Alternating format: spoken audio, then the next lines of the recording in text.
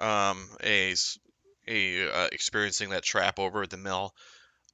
So I just want to metagame a little bit here to tell you a little bit how this works. I pretty much had like a list of encounters that I could run for this first section, and instead of making a selection of ones I was gonna run, I decided to just run all of them, which is pretty intense from a combat perspective. So what I want to do is, just so we can make it to the end here, and so you guys aren't totally tapped out, is I want to give you guys a free short rest, and you can recover any spent hit dice and respend them here if you want. Okay. So yeah, if everyone wants to do a short rest, recover some health, and we can get sort of to the end of. Oh, Abby crits on her on her hit. I think she kind of needed it this time, Yeah, though. I think She was hurting a little bit, as I recall from. Yeah.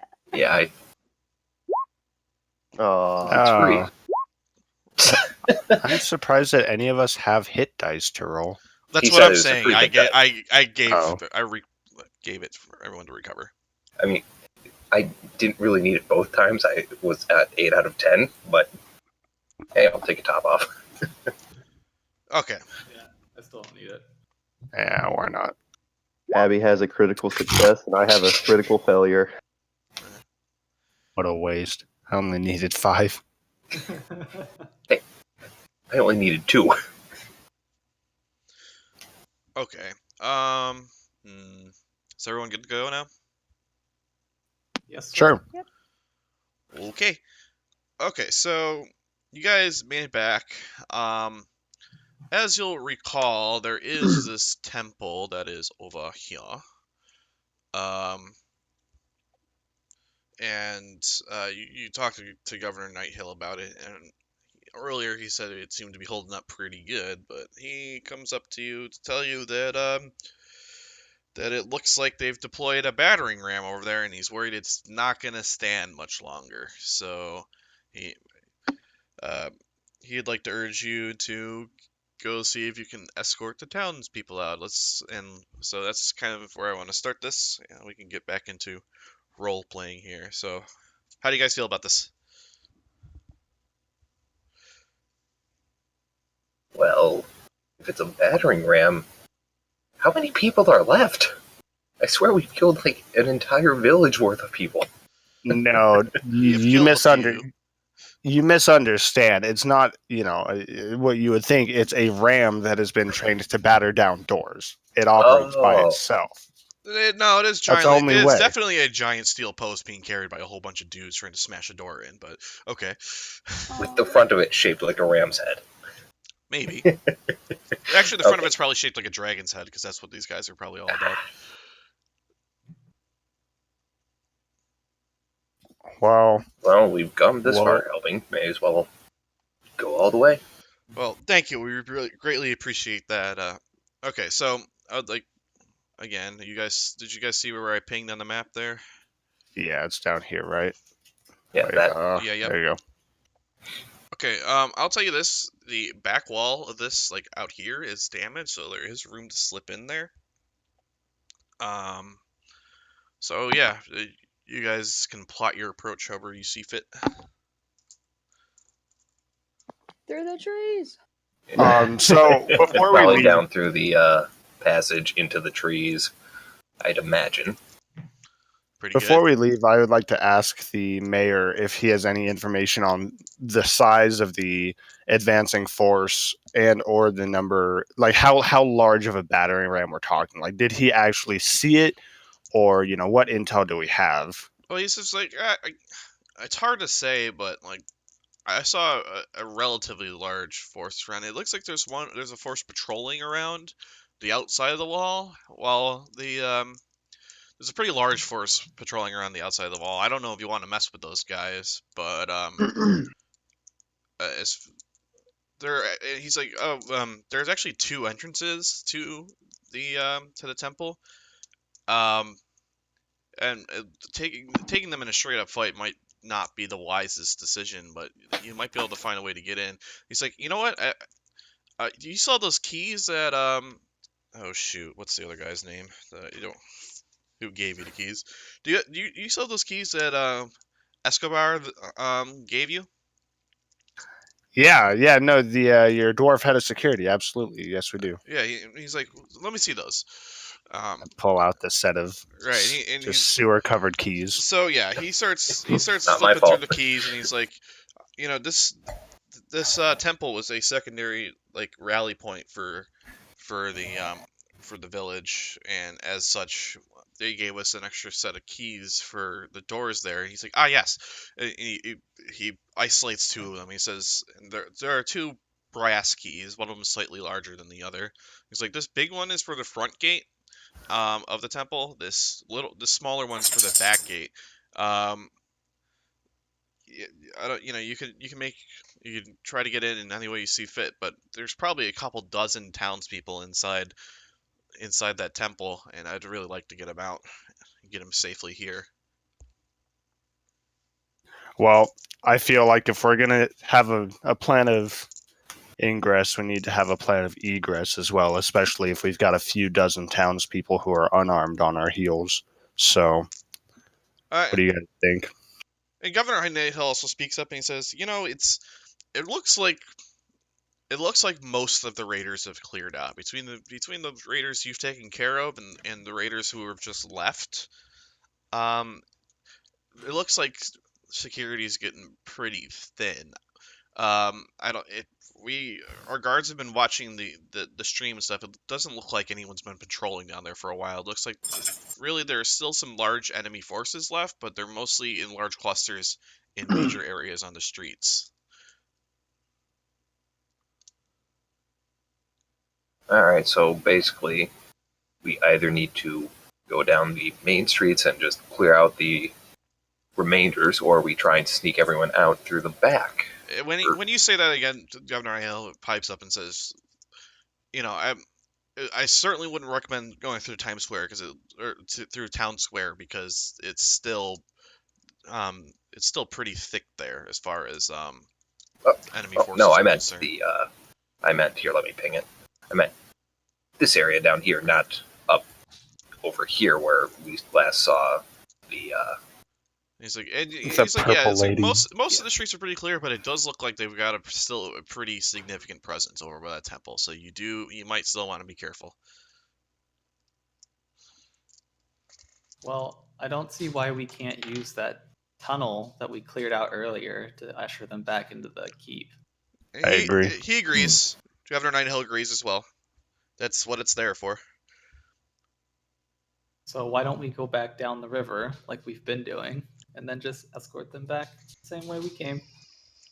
never say go down or go up the river to a rogue. That's thieves' cant for you're gonna rub someone out. So we go through the tunnel. We stick to the tree line. Maybe we can get the jump on the group patrolling the perimeter and find our way through the back gate. Yeah. I agree with that. Okay. So yeah, is that what you guys are doing?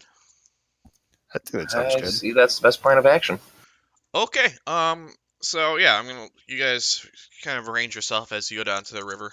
And I want everyone to make a stealth check with advantage for me, except for our heavy armor friend, who's going to again do it just straight up.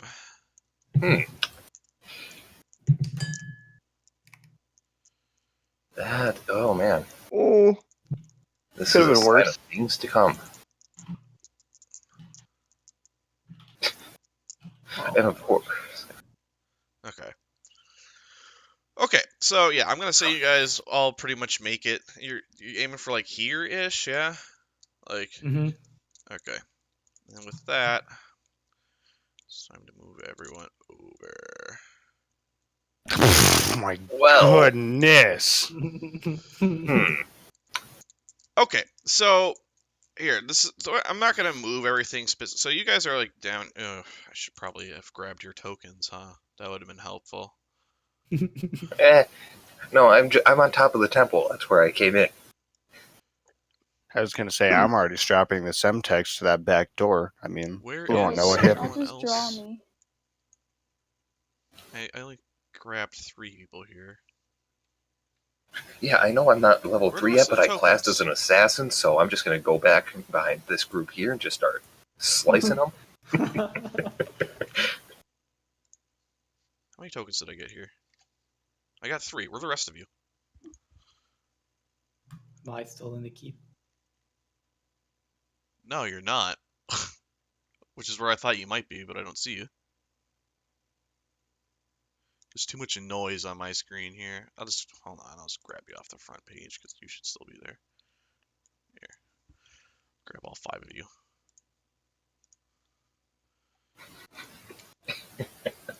I got some All background right. music playing, and it's just fitting this situation so Yeah. well. All right, guys, get yourselves like over where you think you are. Let's Arrange see. yourselves accordingly. How tall is this wall here? There's a break in it, like right here. So you Okay, can I'm just you can gonna. get through it. It's about, I'm gonna say it's like 5 feet tall. No, a little bit more than that, like 6. The rest of the Okay. way around. Okay, so these guys up here, these guys are going to be patrolling. I'm not gonna keep on moving them around. But like Yeah, that'd be a you can lot. see some torchlight. Like the guys up front and the guys in back carrying torches, so you can sort of see where the group is. And right now they're sort of like here to here. Those are some talented ambush drakes to be able to carry torches. I think a Well, they're cultist actually stuck standing on the next back. to the ambush drakes is probably carrying it, but you never know. It could be the ambush drake too. Okay, so here's what I'm gonna say. These guys down here they have a heap of burning hay like next to them. And they're just trying to heap it up against the back door, like trying to like somehow burn the door in. And you guys kind of saw the guys up front trying to get their battering ram up there to start smashing the door in. So it looks like this burning hay too. I think the hay's kind of like wet or something because right now it's just throwing off a ton of smoke and it's not really doing any damage to the door per se. Um, but yeah, there's these guys. There's a lot of smoke cover pretty much all around this area. Um, and it looks like these guys aren't super prepared. I will say that as you're observing this, the torches are moving up to around here now. So they're getting pretty close to your side, where you're hiding in the trees. And that's to tree. get from where they were to where they are now, it took them approximately 2 minutes. Do we want to jump them or let them pass, guys? I say we let them pass. Yeah, Okay. we let them pass, go through the hole, and then use the smoke cover to try and take out this group over But here. before we get started, any action, does anyone have any potions or healing that may be able to top us off if some of us, as an example, me, may be a little worse for wear right now? I didn't see any that fell off the truck at the keep, so I don't know. I personally have 1 potion of healing. I could boop your snoot. I mean, if you think that'll make me feel better, go for it. I mean, it'll make me feel better. My only concern is that if we go through the hole in the wall and start attacking that other group, we may just get sandwiched on both sides, and we'll be pretty out of luck at that point. I will say this. Hey, everyone make a perception check for me real quick.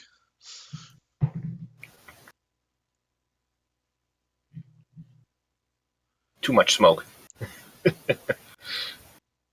It's in my Okay, eyes. I'll say Andy, or well, Giovanni. I keep on calling you Andy when your character is not that. Andy, you hear a lot of noise. You can hear like a lot of yelling coming from the front. You can hear a lot of yelling coming from like the area where the patrol.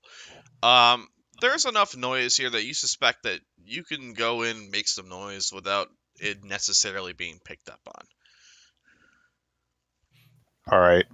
So if we can kind of infiltrate here and take care of that group in the back, do it nice and sneaky beaky like, probably a good plan.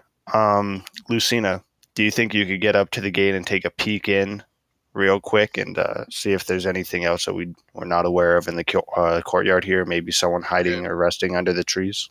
Yeah, here's what I'm gonna say. You guys, you don't even need to see the torchlight. You guys have just watched the end of this patrolling group go around this corner, and they're now moving up this way. It to get from here to here to here, it took another approximately 2 minutes for that to happen. Okay. All right, I'll clap Vaughn on Vertus on the back and say, "All right, ready to do this? Let's go." Yep. Okay, so All right, let's make our entrance."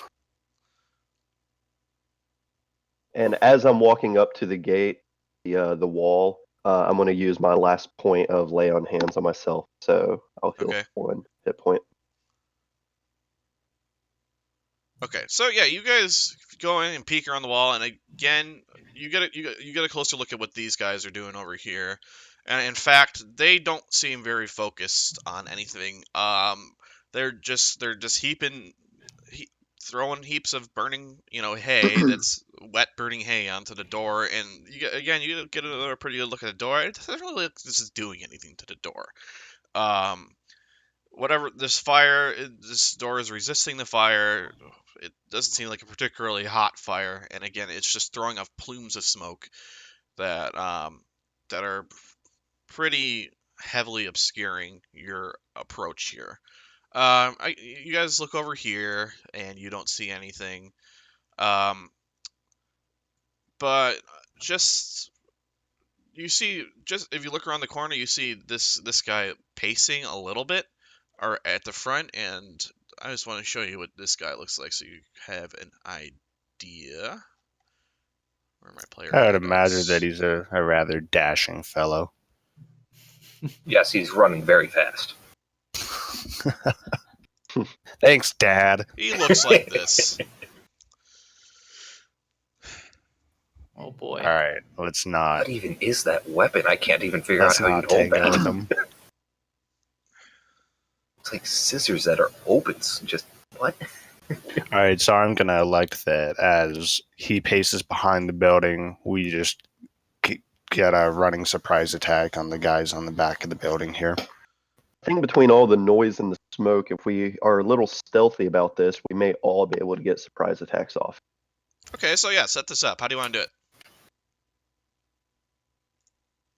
Is there enough smoke in this courtyard that I'm assuming he could see far enough to our location, like if he was to look like right here. Like I'm assuming he could see clearly for 60 feet. Well, that's the thing, though.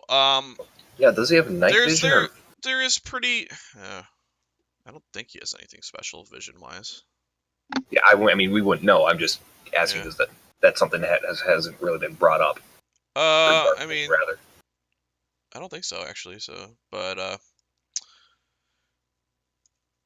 see, you guys only barely saw this guy because there's a lot of smoke here, and he actually goes back behind this. So you just caught a glimpse of him, and he's returned to what's happening up front, which you guys can't really see right now.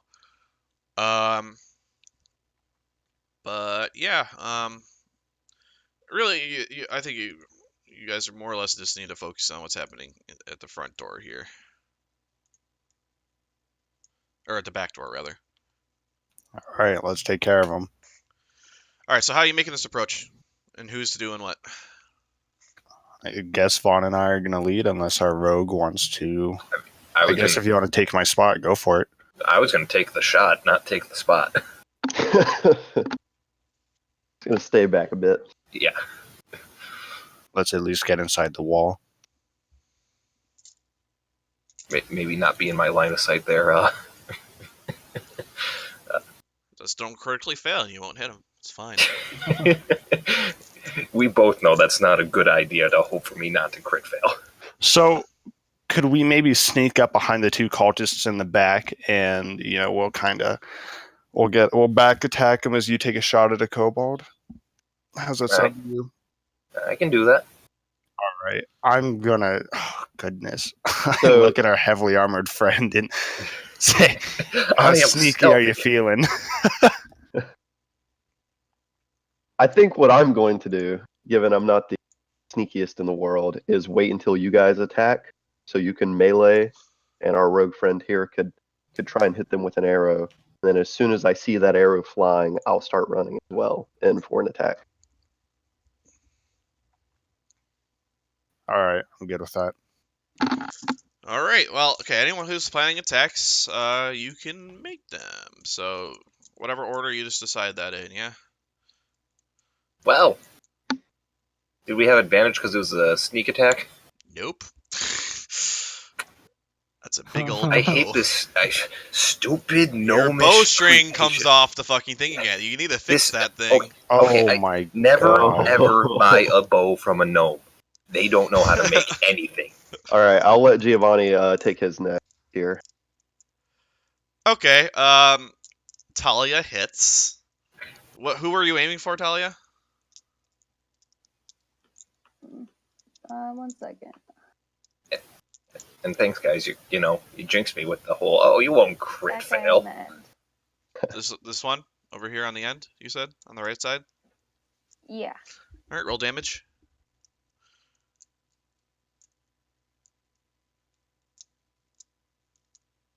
A4. Yay. He's barely standing. Who else? Me. Ratzael's dart missed. And who else took attacks here? I mean, I'd be melee attacking as soon as possible, but Yeah, make your swing. Tell me who you're trying to hit.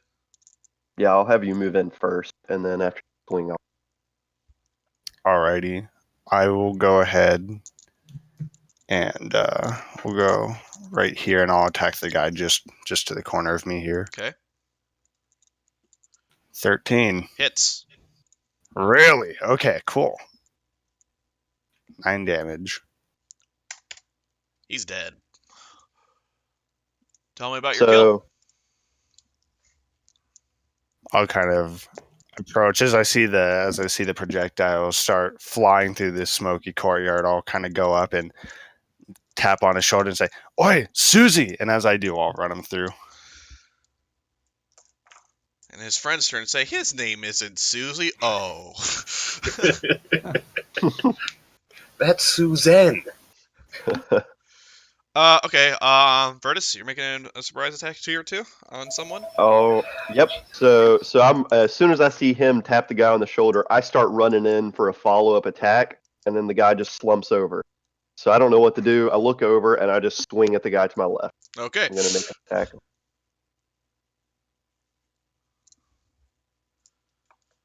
That hits.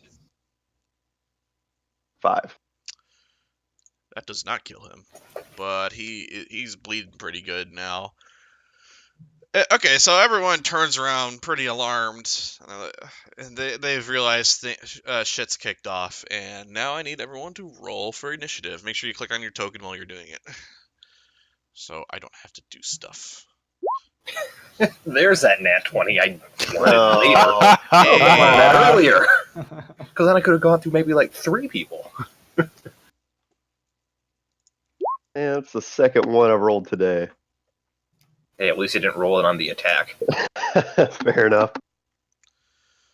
So pretty handily, Lucina is up first with her bowstring that is not currently functioning.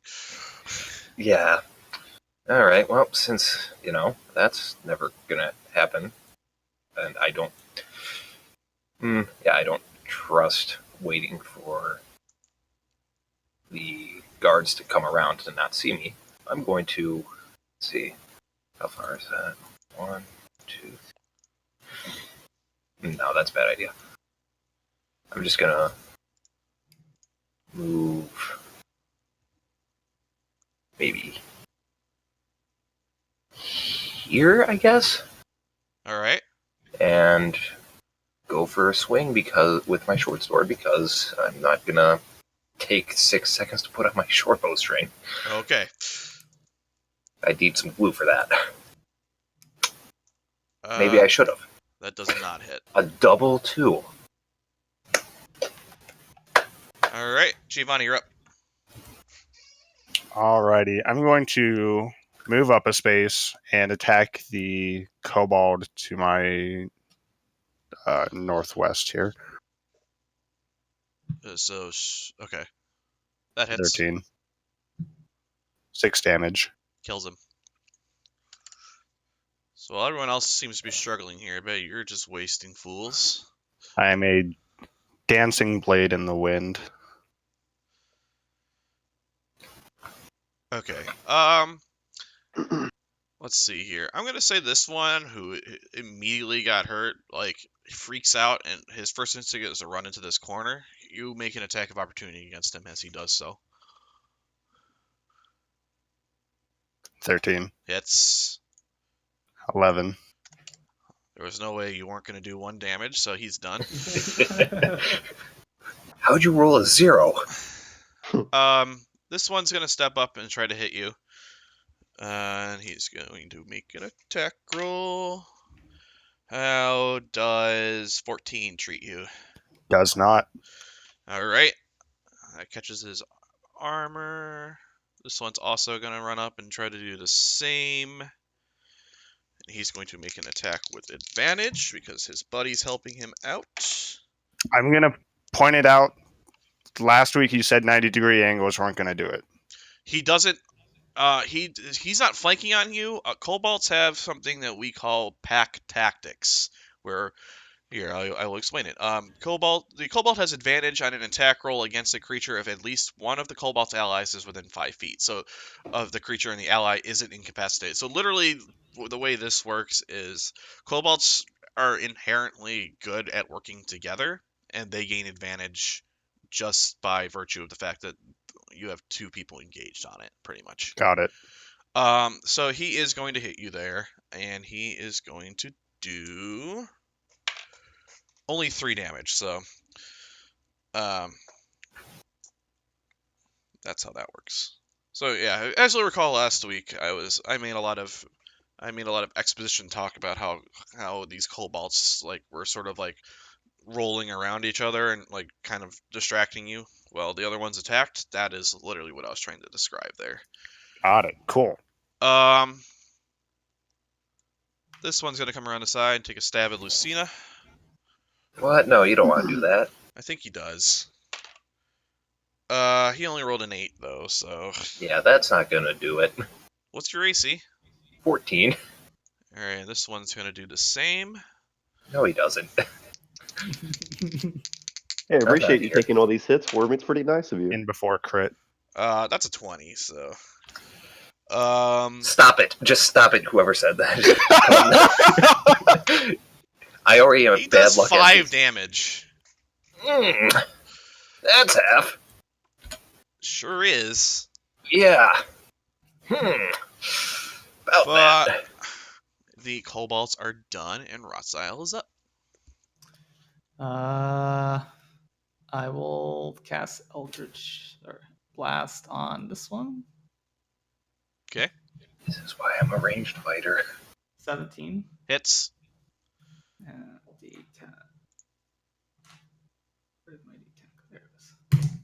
9. Kills him. All right. I boop his snoot. I boop it hard. The old classics. The day hasn't started until you boop a snoot. That's right. All right, he's dead. Talia's up. Okay, I'm gonna move up and flank the one next to Gio. Okay, make an attack roll with advantage.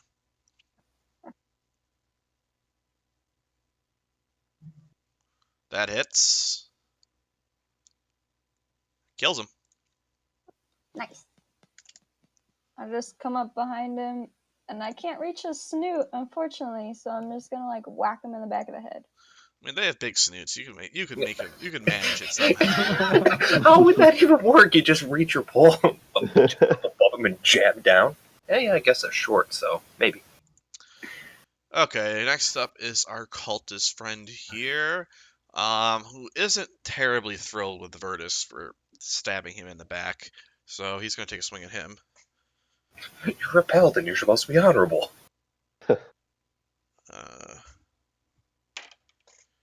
He crits.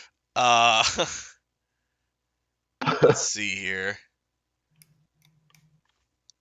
So let me roll these two. I think this is like the third time I've been crit. This is going well so far. Yeah. 5 damage. All right. Still alive over there, friendo? Yep. Hanging on, barely. Well, it's your turn if you'd like to have words with him for doing so. Yeah, I think I'm gonna give him an attack back there. I don't like the way he looked at me. Son. Missed. Lucina up. Okay, because, I'm currently being, flanked. I'm just gonna try and do my flip over the kobold.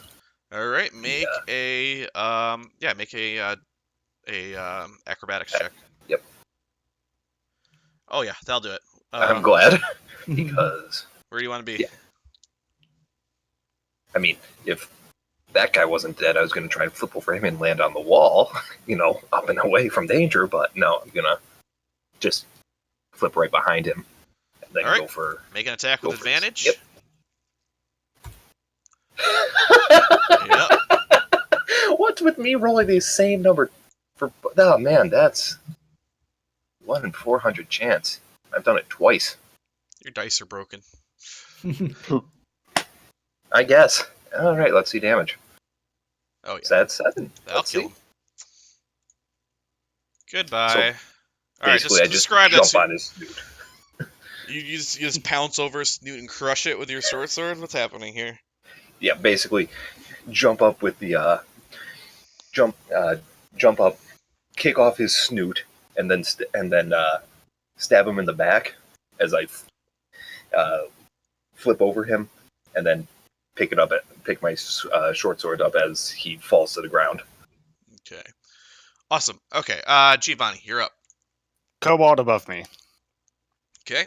21. That hits. 9 That damage. kills. Okay, so I'm going to do this with Vertus's cooperation here. Maybe we'll see. I would like to try to step where he is, kind of ushering myself in between his attacker and he. Okay.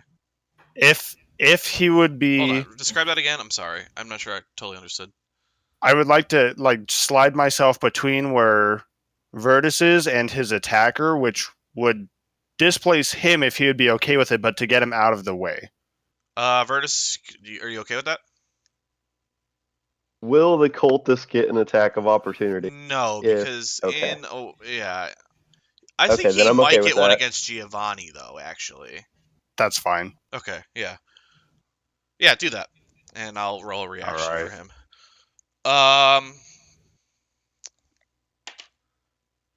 20. Yeah, Or that'll actually, hit. 19 technically. And let me roll a d6 for damage. 5 damage.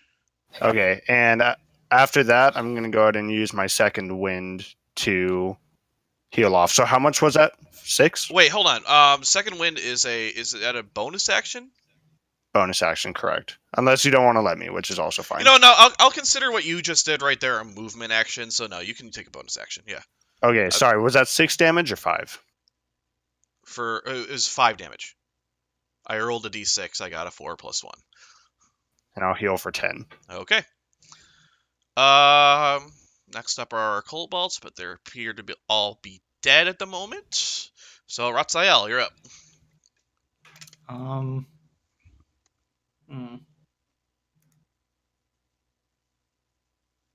gonna move up in between all the bodies, and I'm going to use Awaken Mind to talk to the remaining cultists telepathically. Okay. I'm gonna say,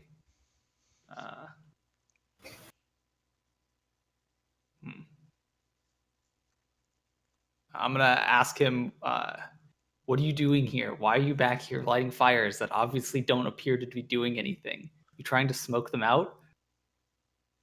Can he respond telepathically? Oh, that's a good point.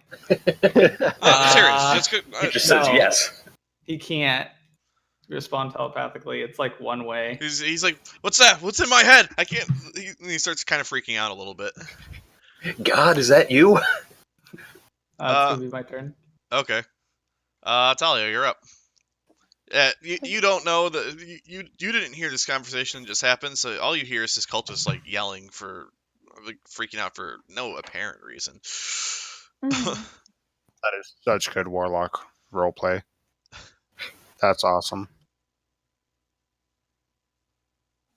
Okay, I Yeah, think you I can can make get that. behind him. Yeah, you can make that. Well, sneaky sneak. Not really. Go behind him. Ah. And then And yeah, you have advantage on this. You have like a 120-degree angle there, which is enough for flanking, I think. oh, nice. Oh, yep, that 14? hits. Wow. And that 7? kills him. Hey. He dead. But Tell me about that unfortunately- quarterstaff kill, Talia. Well, I sneak up behind him, so sneaky, and then I use the bottom of my quarterstaff to hit his knee in, and then kind of as he collapses, smack him in the face. All right, I like it. Unfortunately, there was 1-2 no action snoot to boot. on the quarterstaff there. All right, nicely done. You guys are out of combat. And I'll say this. It has been. Let's see here. You guys sort of. I would say It's a round and a half. that entire thing from the time these guys went around this corner until the time that you killed them all off. It's only been about a minute, and these guys, you see the back torch of the patrolling group right around here. So Let's move the bodies to the far side of the building. where are you putting them? I mean, we could That's just where I pile- would have went. Okay. Or we could just pile them up in one of the corners. Yeah, we could. Turn Yeah, order. We could I put think- them like right here. I think time is of the essence right now. We need to worry more about getting these villagers out before the patrol comes back around. Yeah, how much hay is in front of the door? I mean, there's a small pile in front of there right now, but like I said, it's not burning very well. It's more just throwing off smoke than heat. And there's like a pitchfork there. You can easily, like that they were using to heap it on. You could easily pick up that pitchfork, heap the current burning straw out of the way, and just like, and then you'll have access to the door. All right, my next question is, are there windows to this temple? No, I thought about this too, and I think that they would have just smashed in the window and went in that way if there were windows. So there are no windows. Yeah, I was gonna say I'd like to make an investigation check to see if I Yeah. can hear anything inside. Yeah, okay. Yeah. Investigation or perception, whichever you choose. I'll help him. Yeah. Let's see. That's the same 15. Hmm. Okay. So yeah, you put your ear to the door there and listen, and like through the door you can hear some you can hear a number of like scared whimpers and some crying. There are people inside, and they sound pretty scared to you. And meanwhile, I'm trying to look through solid stone. I swear there's a dwarven window somewhere. Is the door locked? The door, yes, the door is currently locked, but as you'll recall, Governor Nighthill pointed you to a smaller brass key that he indicated would be the key to that door. Heck yeah, I bust out the key. We don't need that key. We have a rogue. Yeah. Go Wait. for it. By all means, please. I turn to Lucina and just say no. And I have my thieves' All right, tools so- out ready. I'm ready and just, oh, I give her a pat on the head. don't do that. So you popping that key in the door and opening it? Go ahead, try to pick them. Seriously, what's happening right now? Someone tell me. So are we using the key, or are we gonna, In the essence of time here, let's Yeah, go we should ahead and probably use just the use the key. key. Let's just go ahead and do it. So yeah, I'm gonna pop Okay, the so key in yeah, the you lock. pop the key in, and this one isn't rusted or anything, so it turns like a normal key that requires no skill to do. And yeah, you open the door, and as you do, like you hear a couple panicked yells as people back away from the doors, like backpedaling.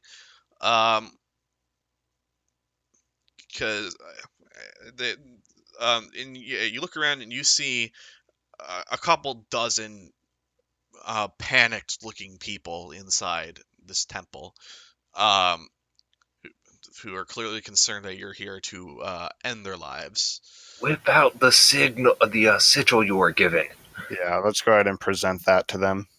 Okay, and I as you come in, I think they start to calm down a little bit as they realize that you're not here to put them on spikes, I think. But they still seem pretty panicked. And just as let's see here, how do I want to do this? Just as you guys are making your way and the people are starting to calm down about how about the fact that you're here to help them, you hear a thud on the door and a light cracking noise coming from the front door. Those guys with the batter ram have appeared to have just gotten started on that door there.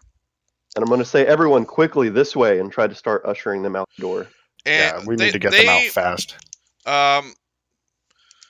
They don't seem to want to listen to you. They're all pretty panicked. If you'd like, you can make a persuasion roll. All right, so I'm going to look at them and say, you can stay here and die, or you can come with us and live. All right, roll for persuasion. Okay.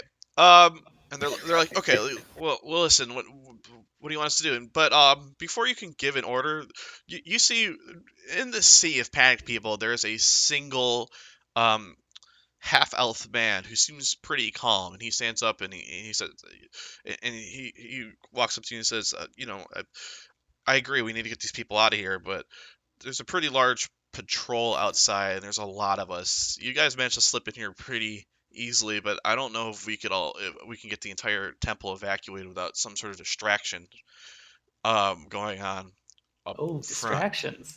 I can do distractions. Okay. Yeah. So. He said that he went and said that to Virtus because Virtus went and is the one who spoke to the crowd. So, how is Virtus reacting to that?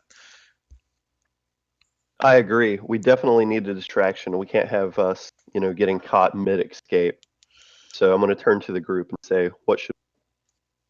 Okay, as you start discussing, you hear another crash on the front door, and it cracks pretty hard, and you can start seeing small gaps coming through the door now. The door's still holding, but you can see some light coming through now. Quick question: are there wooden pews or benches or anything that we could move in front of the door? Let me describe the temple a little bit. So most of this is open space. Like there's an altar in the center of this, but it isn't like a traditional, like it's not like a Christian church where it's like Right. there's like where it's like the front of the church and there are pews all facing it. It's kind of like there's an altar in the center, and then like there's some some worship, like some smaller worship altars off to the side, but there isn't a lot in terms of like tons of pews and stuff. I'll say there's probably some barrels and crates and some like desks you could stack up in front of this door if you would like to. Can I get a couple questions out real quick? Sure. Knowing the pace of the group, the patrol, as we watched them almost do a full lap earlier, could I get a general sense of where they would be? Yeah, based upon how fast they were moving and what's happened so far, I'll say it's probably been about 2.5-3 minutes since you originally saw them turn this corner, and based upon the pace that they were moving. Yeah, after about a minute, they made it up to here, so they're probably, the back of the group is probably passing in front of the temple right about now. Okay, I'm going to look to the people of the temple, and I'm going to say, look, we have about 3 minutes to get out of here before that patrol is back. We can either leave now, or we can let that door break. It's your call. And the rather calm half elf turns and says, "This is like 50 people. I don't know if we can get 50 people out of here quietly that fast. Like I said, like it's just something that'll hold their interest near the front door might be enough to get them out the back." And as he says that, you hear another crash on the door. It doesn't really look like it's taken much damage this time, but they're still trying to work their way in. So what's happening now, guys? Can I knock on the front door? Uh, I suppose if you want to, yeah, you could knock on the front door. Are you doing that?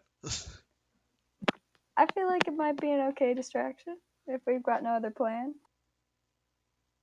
So, okay, you walk up and knock on the front door, and you hear, "Who is it?" What? Yeah, I'd probably be they're in. like, hello? So I have an idea. I don't know if it's going to work. So while they're all talking, trying to figure out what they're going to do, can I use the pitchfork to grab a lot of this like smoldering hay and just start throwing it on the front door? You would have to carry it through the whole temple to do that, but yeah, you could. Okay, so I'm just going to do that. Like, I'm just not even a word. I'm just going to go out back, grab the pitchfork, and just start taking lump after lump of smoking hay and throwing it on the front door. So there's just all kinds of smoke billowing out the front. Make an athletics check to see like how fast like you're doing this successfully. Okay. No, I'm gonna say this isn't a very hard thing to do. So yeah, you're maybe dropping a couple chunks of burning hay as you run through the temple with this. But yeah, you guys you heap it up against the front door there, and people are like, "What are you doing? Like, what's?" We needed a distraction. 2 more questions when you're ready. Okay. Can we get an insight check on the halfling who's obviously not Half concerned elf, about but, his life? Half elf. Yeah, Sorry. yeah, you can roll an insight check on him. 15. Yeah, you mean okay? He's what are you trying to determine here? Like what? I mean, the obvious would be if he is an agent of the invading party that somehow slipped in, but I'll go for any hint towards his motives. He's genuinely concerned about these people. As a matter of fact, now that you're talking to him a little bit longer, you notice he's wearing robes, like and those robes has a sigil on it. And as you look around this temple, you see that sigil everywhere, and you probably infer that this man is a priest of some sort who who runs this temple, or at least is part of this temple. But yes, from that insight check, you determine that just by looking at him. From that insight check, you can tell he is very concerned about his townsfolk and his fellow countrymen who who are in danger right now, and he's just trying to keep cool because someone has to be cool. Okay. Right. Go ahead. My other question was the area of the wall that we slipped through over here. Was it like a crack in the wall? Was it like us sliding in one at a time? Like how big was it actually? It wasn't that big. You could probably go like too wide through that hole, which is why I think they're insinuating that you probably need some time. That you probably need a distraction to make sure that 50 people can make it through that gap.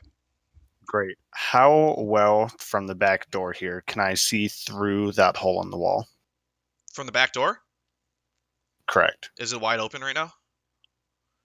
I mean, I would step outside for a moment and look out. I mean, yeah, you can see through it. I mean, you probably only have like, I want to say that you can only see through that slit about. Let me. I mean, the question here is basically if they're going to be able to look through and see a pile of dead kobolds. I mean, there's still a lot of smoke coming from that hail bay right now. Probably not. And I'll Okay. also say that as you peek this, you kind of see the front torch of this group shining against. Oops, hang on. It was not supposed to be a drawing. It's supposed to be a ping. Like you can see these leaves are illuminated from like the front torch of this group. Okay, before we get too far, I'm just gonna say now I'm probably moving barrels or whatever I can to the sides. You hear another crash fire. at the front door as the battering ram hits it again. Yeah, I'm probably just moving stuff to the sides of where Victus is putting the fire. Or All right. Birch's. All right. And yeah, actually, you've noticed that the smoke coming out through the front door has actually probably the bashes are coming less often, but it seemed to distract them a little bit. All right. What's the play here? How many torches do we have, guys? Oh, let's see. Who's got torches? I have 10. I have how many? I have 10. I have a tinderbox and 5 candles. I say that we start a huge fire at the front of the door and get the hell out of here. Like something they can't possibly walk through without really harming themselves. I mean, we've got dried up barrels. We've got some hay here. I've got 5 torches. Talia's got 10. We've got more means than necessary to light these things up. I say we watch the patrol pass, we light it, and we get out of here. Is the rest of the temple made of wood or just the door? No, most of the temple is like stone. He's like, well, we do have some nice stuff in here that would cause some nasty fire damage. But you have insurance. it's but we could probably repair this, and if you think that's the best way to get us out of here, I'm totally on board. So I agree because I see on board with this. I see about 3 dozen beautiful reasons that we should be getting out of here, no matter how valuable these items are. So I say we go ahead and do it. All right, yeah, okay. So yeah, I don't. I have a cantrip produce flame. Could I use that? Yeah, sure. Yeah, I'm just gonna be down here, away from the fire. There is another crash on the front door, but it doesn't look like they're making any serious progress on it. Okay, I'm going to shout to Vaughn, and I'm going to say, Vaughn, let me know as soon as they pass that crack in the wall. Okay, so you're, they're probably about here at this point, so it's probably gonna be about a minute. You hear, in that time, you hear 2 more crashes at the door. Wait. I would turn to Raz real quick. You could do the thing with the magic that looks like people are there, right? Why don't you do that here so they see people and think they're trapped, but they're, fire everywhere and they're worried and scared.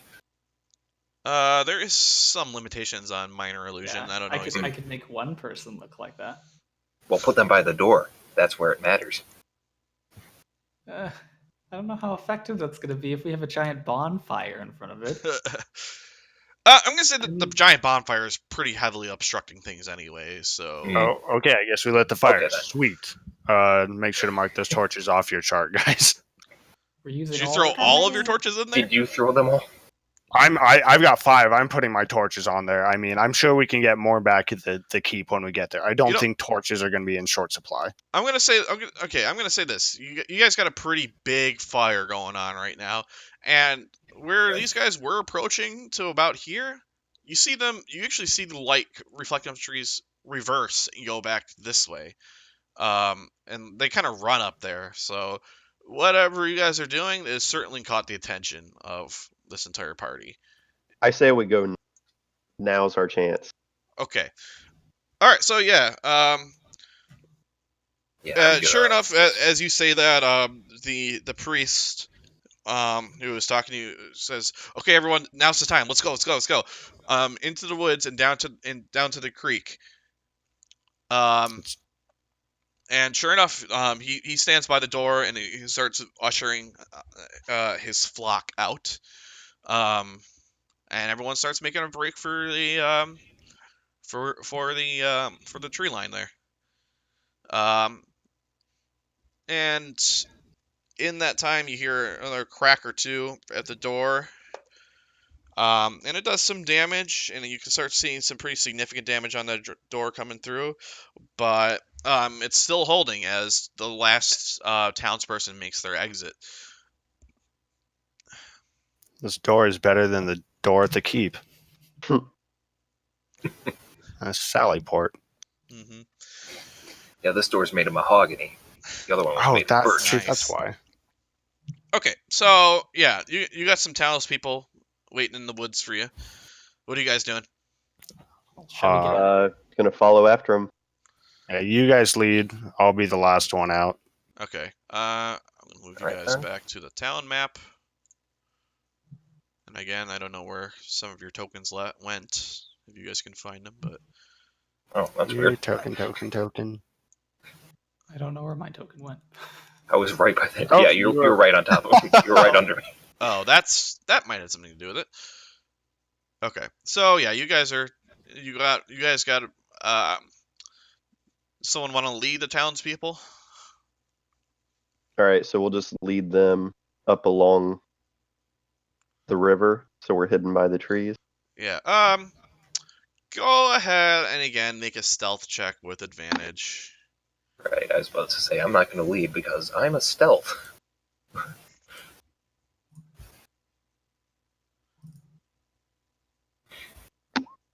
Actually, I should probably be scouting ahead because I'm faster. Okay. As I make sure everyone got out of this back wall area, do I see anyone chasing us through the courtyard or no? No. All right, cool. I'll go ahead and Yeah. follow Okay. in rank then. Yeah. Okay. So you guys get up to the tunnel and you start ushering people inside, and I'm gonna, for the first time actually, because you guys have been really pretty good stealth checks this entire time, I'm gonna roll on the random encounters table.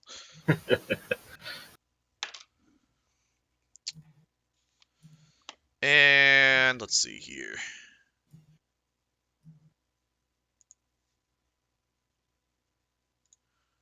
I'm just, oops, shoot.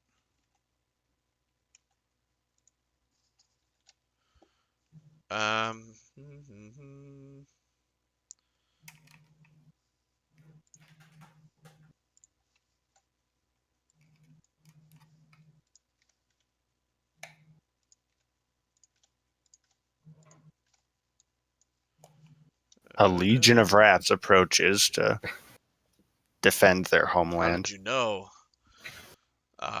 Joking. Not a legion of rats.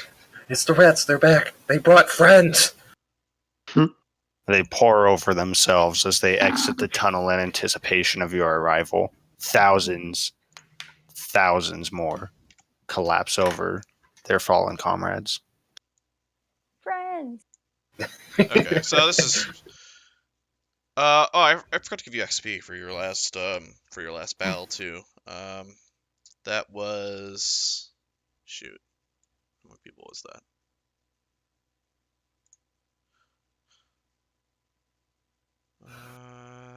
It was. I think it was 3 cultists and 2 cultists and 6 kobold, maybe? You Thought it each was- get 25 XP That's from fair. that first fight, and now it's gonna be a 5-on-6 as you guys fight these. So arrange yourselves how you want. Okay, I beat. Do it. Are we? Is there any terrain, or are we just kind of going with it? No, we're just gonna do just this. There's no real terrain here. Alright. And with that, I'm also gonna ask that you guys roll for initiative. Are townspeople behind us? I'm assuming. Yeah. Cool. Oh, so are we in any specific spot or location? Nah. Or are we wherever I'll just let you arrange yourselves. we on are this. currently? Since I rolled so high on stealth, could I be in stealth still? No. Nice try. All right, so I'm going to be solidly middle of the missing pack this fight with Then I was my gonna try amazing to be on 4 the hit points outskirts. remaining. Did you roll for initiative yet, Luce? No, not Lucy. Yes, I did. Who am I missing? I'm- Talia. That's what I'm She missing. got it. Okay. Lucina, you're up first. Okay, well, let's. I'm assuming you have fixed your bow by now. Yeah, I figured I would have done that whilst we were looking at the burning hay at the door. Okay. So I'm gonna go for that guy. Yeah, that hits. Cool. Finally. Yeah, kills him.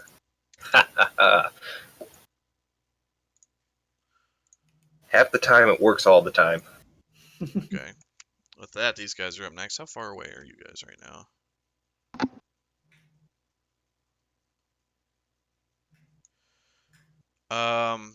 This one's going to come up to here and attack Talia, Fast buggers. but he missed. I mean, he's got a speed of 30 feet like most people do.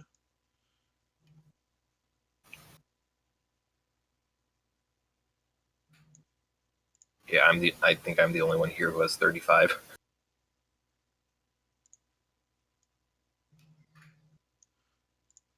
All these guys are just going to move up.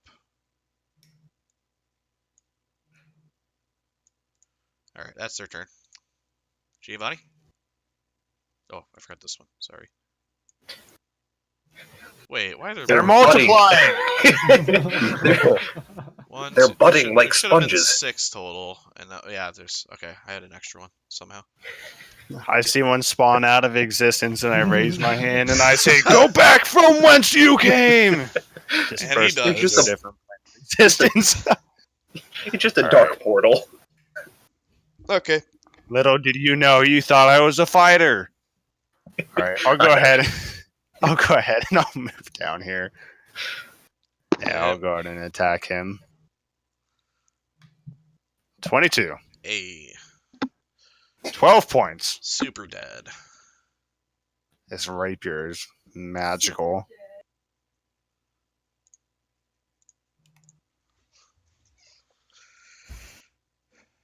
Do anything cool, or you just stab him?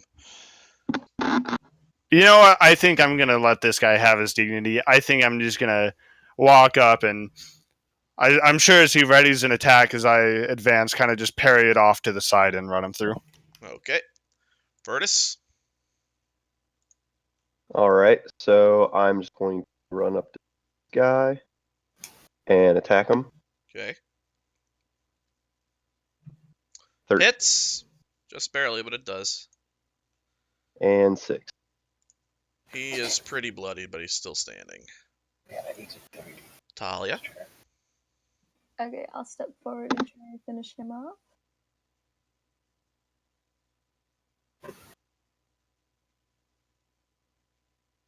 Does not hit. 9. Okay. Ratzael. I will attack this one. It wants to let me ping it. There we go. Okay. With an Eldritch Blast. 21 That hits. and 4. Okay. He's not quite bloodied, but he's hurt. Back to the And top then of the I'm order, gonna move. Lucina. Alright, well, let's see. I was thinking of going for that. Yeah, that's fine. So, yeah, going for that guy I pinned with another shot. Yes. Missed. Do you want to move at all? No, I'm still out of their range as far as I know. I'm good. Okay. Alright, next up are the cultists. He's going to move up there, take an attack with advantage against Talia. The highest he rolled was a 11. Nope. This one on the bottom is going to do the same thing. And again, the highest he rolled was an 11. Ha ha ha. This one's going to go here. Make an attack roll against Giovanni. He rolled super bad. And this one's going to do the same thing. He's also going to roll super bad. Maybe. Let's find out. Done it. No, he did okay that time. That's an 18, so... That'll hit.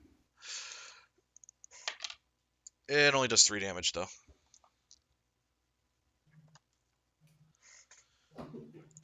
Giovanni's up. Let's attack the one south of me. Okay. 15. That hits. 9 damage. I don't know if you've ever made a rapier attack that didn't kill a target. At least not against these guys, anyways. I don't know. So as I get hit from the guy above me, I'm going to do that kind of... Oh, shoot, I don't even know how to describe that.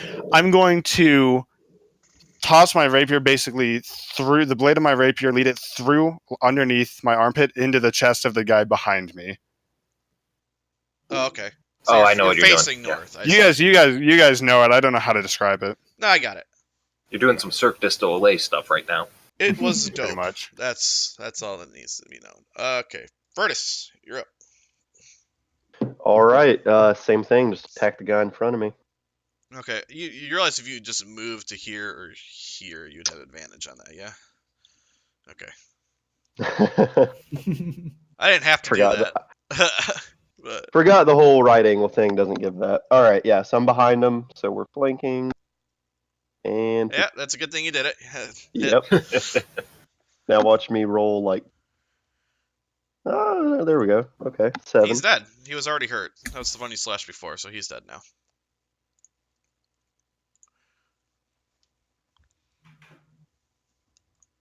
Talia? Oh, Do you want to describe that kill? I wasn't sure. I was waiting for it, but... No, I was actually just considering if I was going to move or not after that one. Okay. Oh, yeah, you've only used about 5 feet of movement so far, so you still have the rest of it. Yeah, so I'm thinking. So that's 5. So I am going to here. Can you get to there? Should be able to. I have 30 feet of movement. 5. So You'd 5. have to go Easy. yeah, okay, so that's only 20, so that's... Yeah, that's exactly 30, actually, so... Because the second diagonal will be 10. Oh, yeah, so it was 5.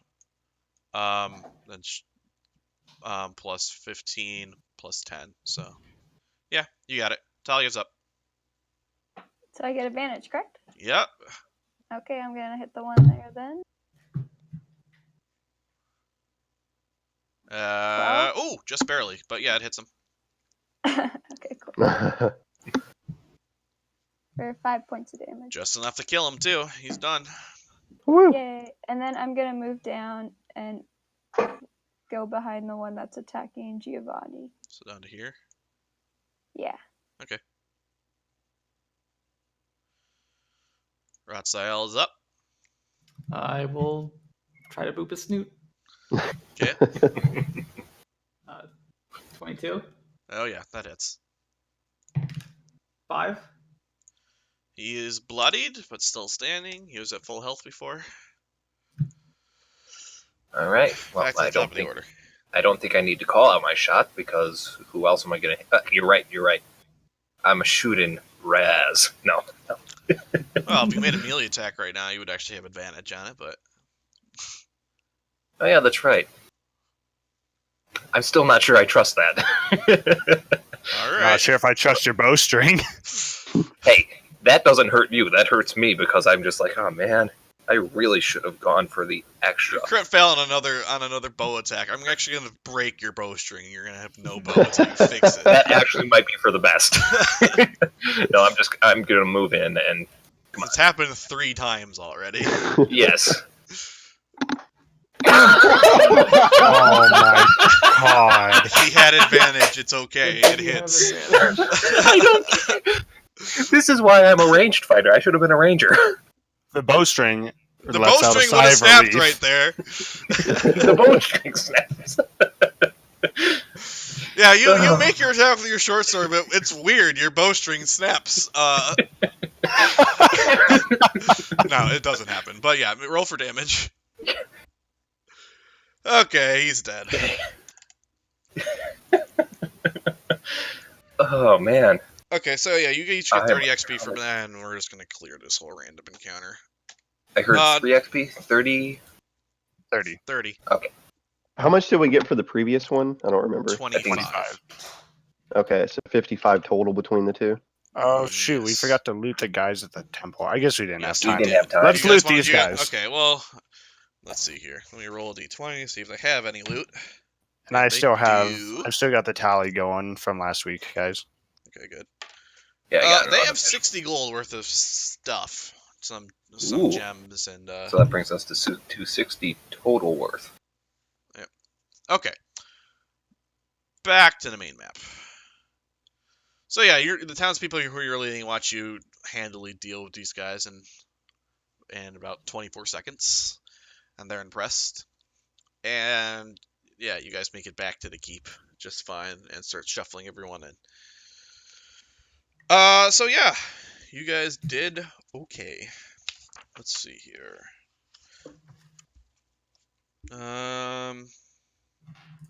What do you get for this?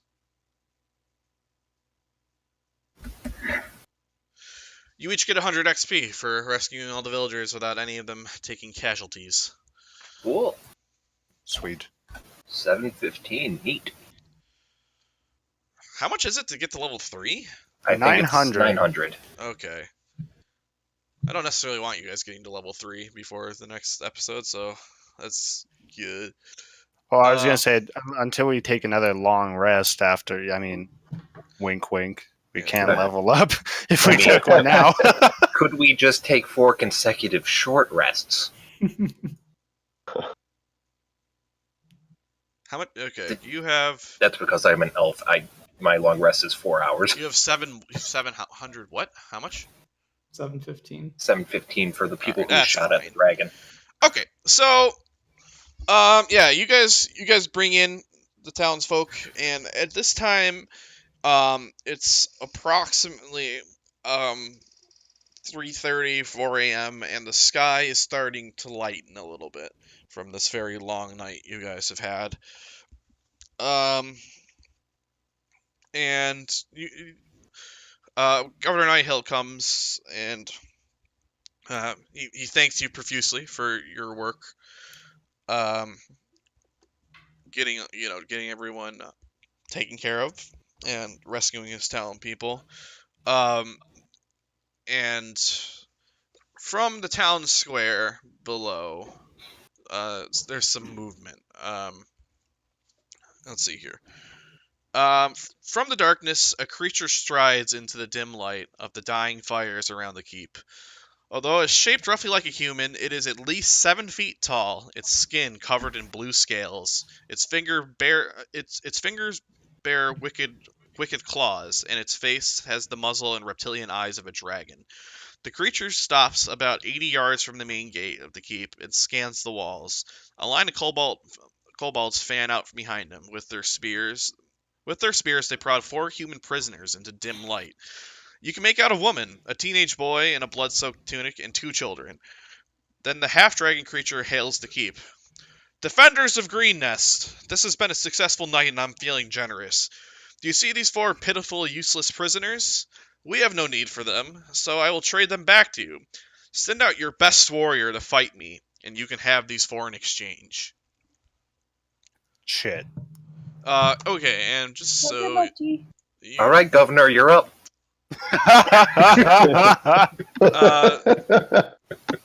Let's see here. Do I have a handout for this guy? Creatures and monsters named NPCs. There they are. Yeah, so yeah, you see this particular gentleman standing before the gates looking for a challenger. Oh, What a creative last name.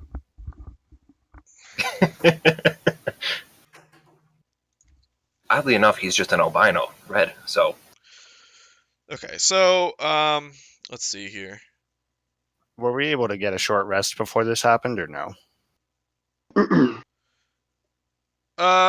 No, actually. Let's see here. What was I saying? Governor Nighthill walks up to you upon receiving this challenge, and he says, "My friends, you've demonstrated your prowess all throughout this frightful night. I realize this is an awful burden to ask, but if any of you has a better chance to defeat that horror than my militia have, is there any chance that you guys would be willing to go down there and fight him?" And as he asks you this, you're hearing some commotion coming from from the crowd, from some of the soldiers behind you, and one of them steps forward and says, "That's my sister and her children. Um, I must get them back." And he kind of gets ready to rush out there and fight him too. But Governor Nighthill turns to him and says, "That's Sergeant Marguth. He he's a good fighter, but I don't think he can beat that thing. I urge you, would any of you be willing to challenge the that half dragon down there?" Does anyone have any healing? Any lay on hands? Anything? And, I'm tapped out completely of everything. uh, I Governor step Nighthill's volunteers. He says, "I got a healer right here. We'll put you back up to full health before sending you out there. If anyone's willing to challenge him." I step forward. I'll do it. Raphael? I was gonna say I didn't see that coming, but okay. Okay, so yeah, Raphael steps forward. He's standing in front of like the main gate here. Here, let me actually bring him into view, so you can. Okay, so yeah. Is anyone walking out with them, or I turn to Lucina and I say, I bet you 5 gold that you can stealth out here and help me out a little bit. Maybe make this a little unfair. What do you say? I mean, that's fighting dirty. Well, I'm just And gonna I throw. like I'm gonna that. throw everyone on Fighting this. dirty. Ooh, shoot! Who did I lose? Hmm. I'm gonna throw were you everyone on saying? this map real quick, Okay. and I'm gonna move Alright, you guys off to the quick side. and decide how question. you do this. Yeah. Raziel, does your armor spell have any visual like piece to it? Like, would they be able to discern if you or if any of us had it on? I can only cast it on myself, Damn. and I like shimmer with cold energy. That's the best way to describe it. Okay. So, how's this happening here? Is Raphael walking outside the keep alone? Well, it was an issue for a single challenge, so Raziel, if you're sure that you want to do this, then it's all you. We just So- stand behind him as he goes forward. So as he's walking out, could I have the healer heal me up Um, in case I need to somehow jump in the foreseeable future? I'm gonna say that they're only gonna buff up the person who's actually taking this fight. Okay. So Raphael, if you've taken any damage, you have full HP right now. Okay. I haven't, but it's good to know. I don't need that. Where do I need? I need it. Named NPCs. There he is. There's his character sheet.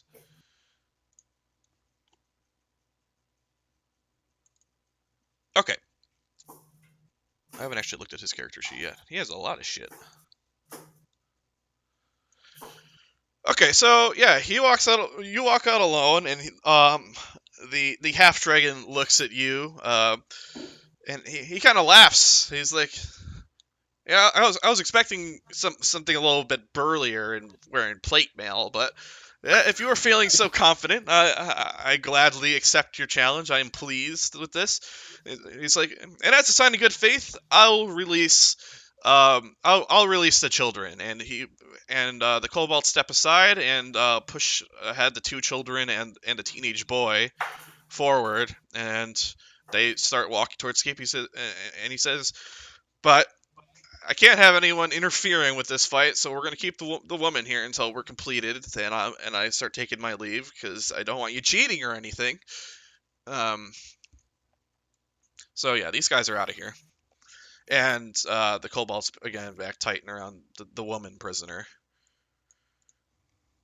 And let me get these guys off the screen. He says, "Let us begin and roll for initiative." Oh boy. And do you want to talk to him at all before you get started? No, I don't. Okay. Click on the character. All right, you're up first. Where is everyone else right now, just out of curiosity? Um, I'm assuming in the keep. You're like watching from the walls. Yeah, I'll watch from the wall.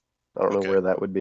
But I'll be inside the outer door of the sally port, kind of watching through the All right, open I will door. say that you are approximately 80 yards away right now from this scene, so okay. that is what's 240 feet. So if you're planning on trying to make any ranged attacks or anything, that's what you're dealing with.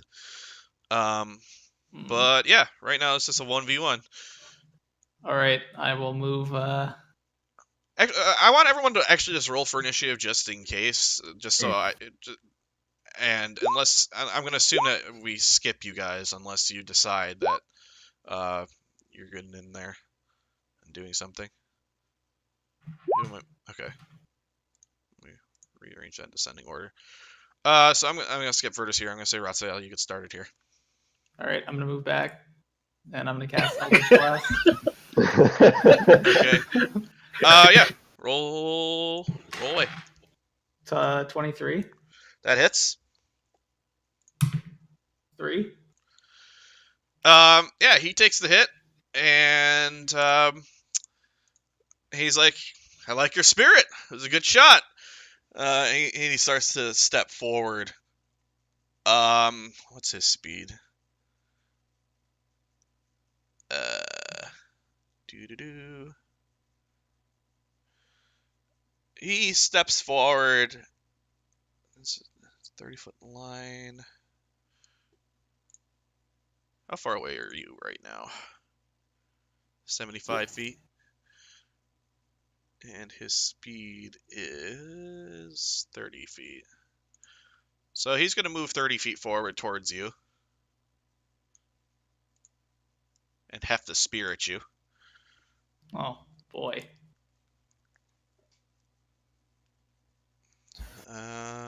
Range 20-60. You're more than 20 feet away still.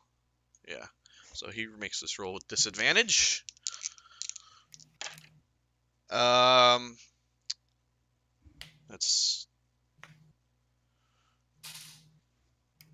How does an 18 sound?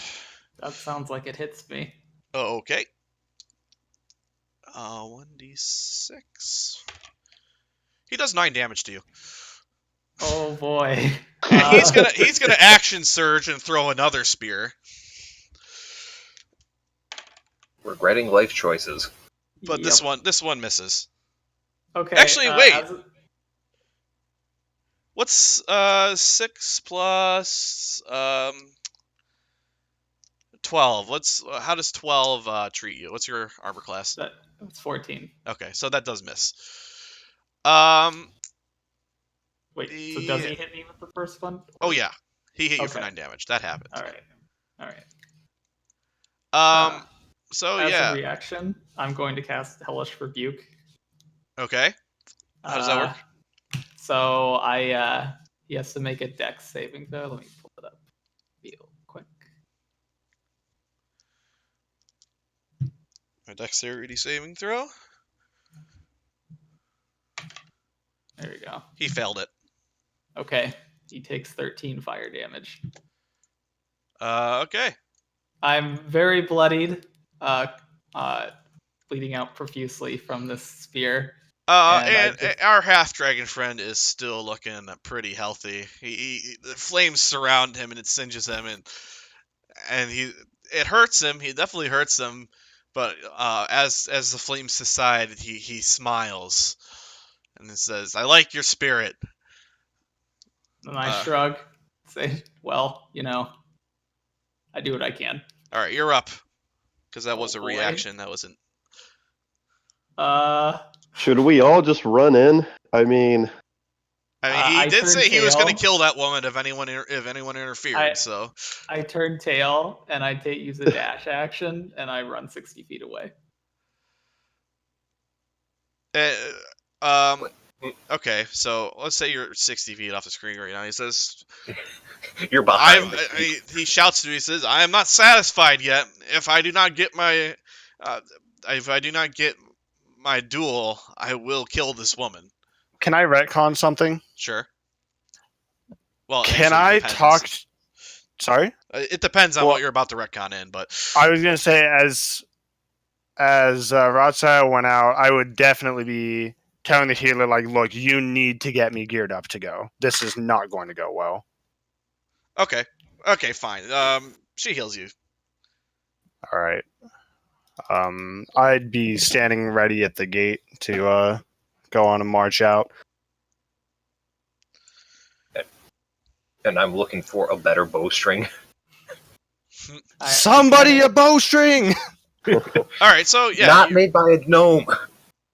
he stands. He doesn't chase. He just says, I insist you come back and finish our fight. Otherwise I will have to kill this woman. You've already done much better than I thought you would. I'm impressed.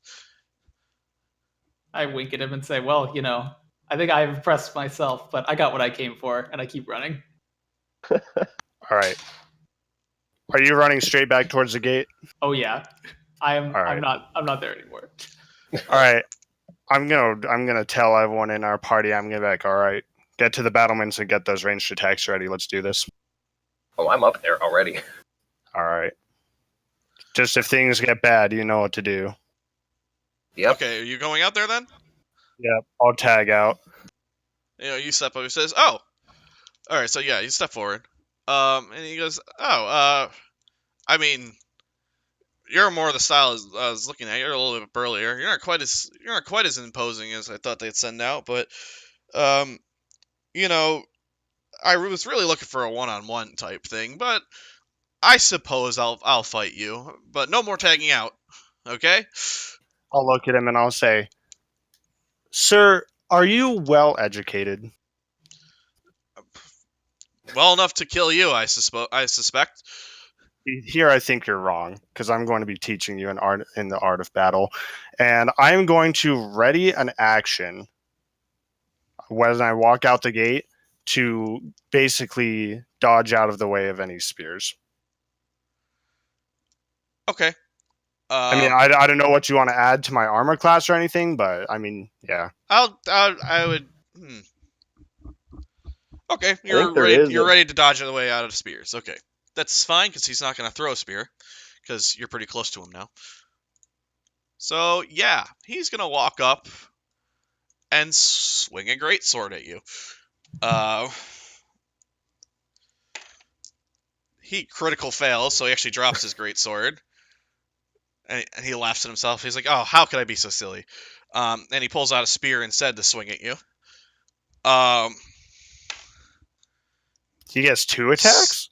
He has a multi-attack action, yes. Oh, great. Yeah, how does 16 treat your armor class? 16 will just do it. Alright, he's going to roll for damage. That is 1d6 plus 4. You take 9 damage. And then he's going to action surge, and you see some breath. You see some energy collecting near his mouth, and he's gonna blow some lightning breath at you. So make a dexterity saving throw. 18. Okay. Let's see here. Oh, I need some more dice so I can roll this all at once. There's the D10.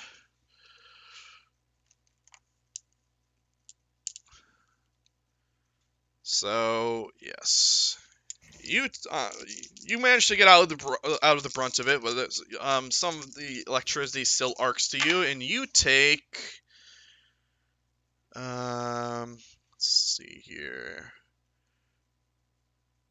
16, 24, 25 divided by 2 and round down. So you take 12 lightning damage. And I'm assuming no short rest and no level up? Correct. All right, I'm unconscious.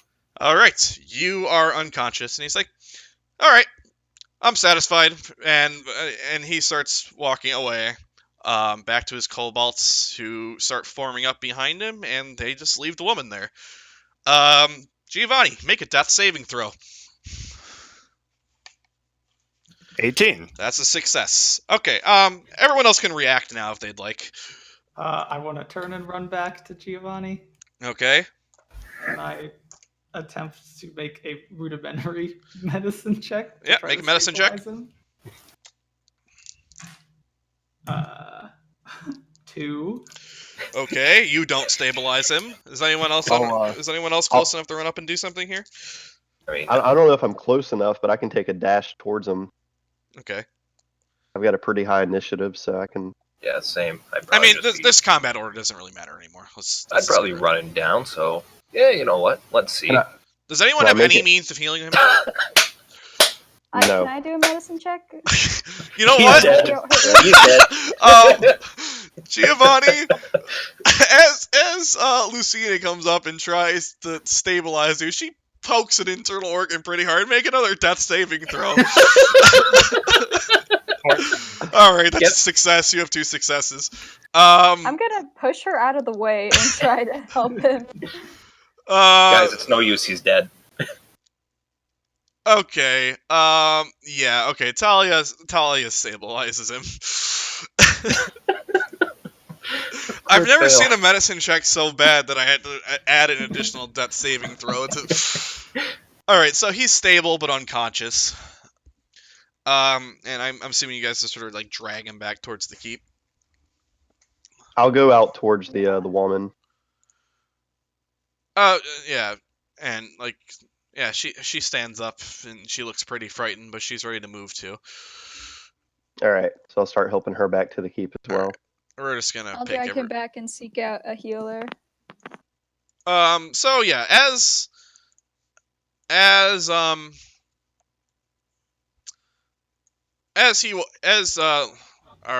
half dragon walks away, all remaining forces in the town form up and start to march away with him. So these guys are out of here. As you drag your wounded back into the keep. So yes, you have an unconscious Giovanni, and as you guys re-enter the keep, the soldier who was yelling about his sister before runs up, and he had the 3 children at his side on the keep, and he runs down and hugs his sister as he brings her back towards her children.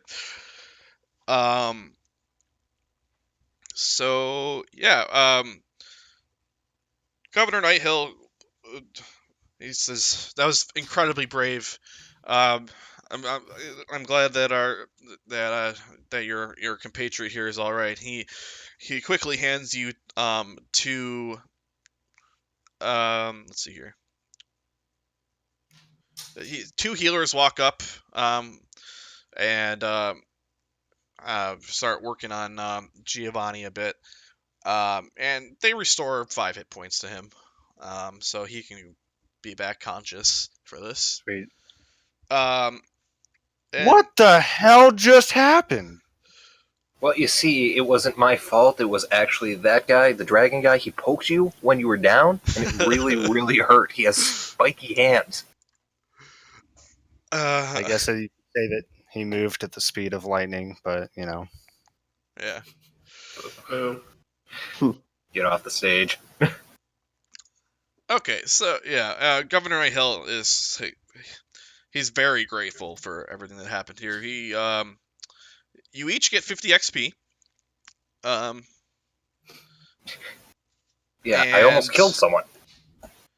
Yeah, and he hands you 2 potions of healing for your troubles. So I don't know who wants to hold those or distribute them, but you guys have that. And of course, he's like, it appears that we're done for the evening. You all have saved many lives through your actions tonight. I graciously offer you a rest in our keep to recover from your wounds from the evening. I just groan. Please. Just Seriously. All right, so yeah, you guys limp off, and like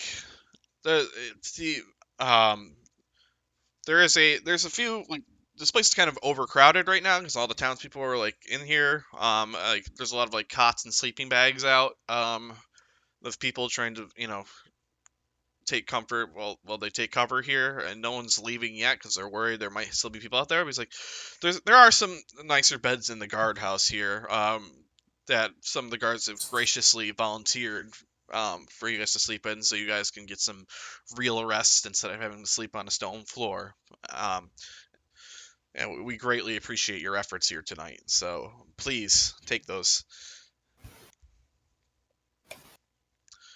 And yeah, so you guys, you guys are welcome to roleplay out the situation some more, but you guys are clear to go take a long rest if you'd like.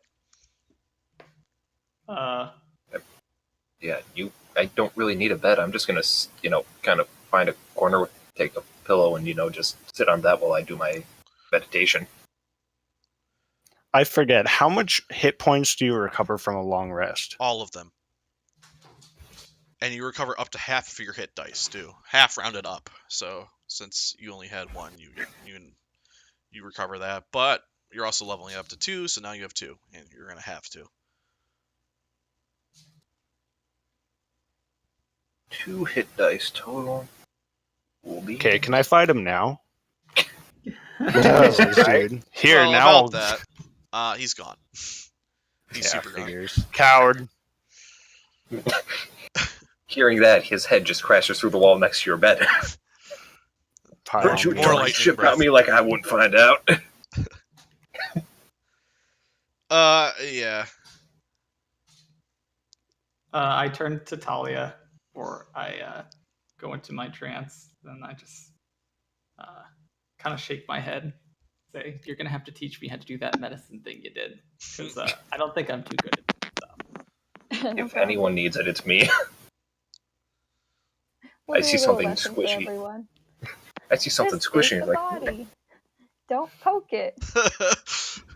Look, I never went to school. It's a miracle I'm smart. Okay, so yeah, you guys did pretty good there. And like I said, there were a whole bunch of encounters in here, and we just did all of them because why not? So yeah, you guys sleep in for about 8 hours, and by the time you wake up, it's around noon. You guys are well rested. You are all now level 2. So I wasn't gonna. I asked you guys to prepare for this beforehand, but if you guys want to go over some of the features and stuff that you've gained that you're excited about, you can tell the group about it. Otherwise, you can just wait to put it into action. Pick me. Yeah, we're gonna take a little break from the whole role playing part here. We're just gonna go into out of character and talk about how things are going. Sweet. I have a lot of cool stuff to go over. So first, I get 7 hit points. Second, I get Action Surge, which basically once per long rest, I can make an additional action in a round, like Mr. Dragon Lightning over there did. And that's it. Oh, is that once per long rest? Maybe I cheated. And you can only use it once per. It's he would have to be a level 17 fighter to use it twice. So in that case, I would have been toast to begin with. You can only use it. Oh, sorry. Once per. And I think it very specifically says on his turn, Landragosa can take 1 additional action. He gets to. Oh wait.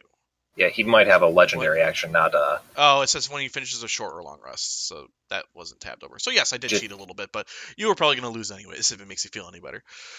Just say he was a legendary enemy. I would imagine. I mean, I knew I'm sure that I'll see him again. Let's be honest here. He hit me in 1 hit point with 1 spear. He wasn't next to me. I was shocked. I looked at Abby when I... on a DC 8 or I rolled an 18 as a saving throw, and I hear I'm gonna have to get more dice to roll all this damage. I turned to her and I was like, "It was 4D. It was 4d10 for the record, in case you were wondering." on what, a half damage for an 18 It dex was, saving throw? 40 den damage, and you take half damage on a successful save. So when I cut off his head in a future episode, we'll go ahead and cauterize that, and I'll hold that in my offhand and shoot it like a cannon at people.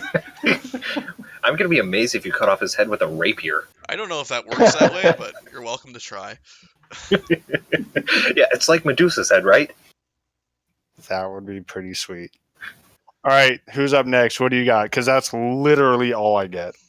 Well, if we're going short to long, then I'm pretty sure I'm probably about the exact same as you, because I also got 7 hit points and a cunning action, which means that as a bonus action on each of my turns, I can use it to basically dash, disengage, or hide, and then do my normal movement, attack, action, whatever. And that's it. Cool. I got all kinds of stuff, like 10 hit points, new fighting style, so hopefully I'll actually start doing a little bit of damage. I get Divine Smite, so hopefully I'll start doing a lot of bit of damage. And Spellcasting, so now I can Bless Us, I can command or compel dual enemies, I can actually cure wounds now, as well as some additional Smite shenanigans. Very good. Natalia and Rensail want to share any of their new stuff? I got 4 hit points, and you'll have to see what I got. Okay. A man of mystery. I like it. Talia, want to share? Oh, sorry. So I've got a fun thing called Wild Shape, where I can become an animal that I've seen. So, I'll become an ambush drake right away. Okay. But really, I Actually, got like a you few can't become an animals. ambush drake, actually, because What? it is a dragon, it is not a beast. Okay. I actually did look at that specifically. Okay. And then I've got 2 more cantrips. One is mending. So after watching Cindy, I felt really inspired, to learn that skill there. And then the other is guidance. And so if I can be near someone, I can touch them, and they can have an additional 1d4 for an ability check. And Cool. I got +8 health. Awesome. Okay, so everyone's kind of good. So yeah, you guys wake up from. I suppose all of you guys, with the exception of Giovanni, are kind of up and moving by around 8 a.m. because you guys are all have Fey ancestry, whereas Giovanni needs to sleep in a little bit. So yeah, I'm assuming. Does that affect half elves? I think so. I Does it? don't remember. I think it's just full elves. I think half need the full 8 hours. Nope. What are you?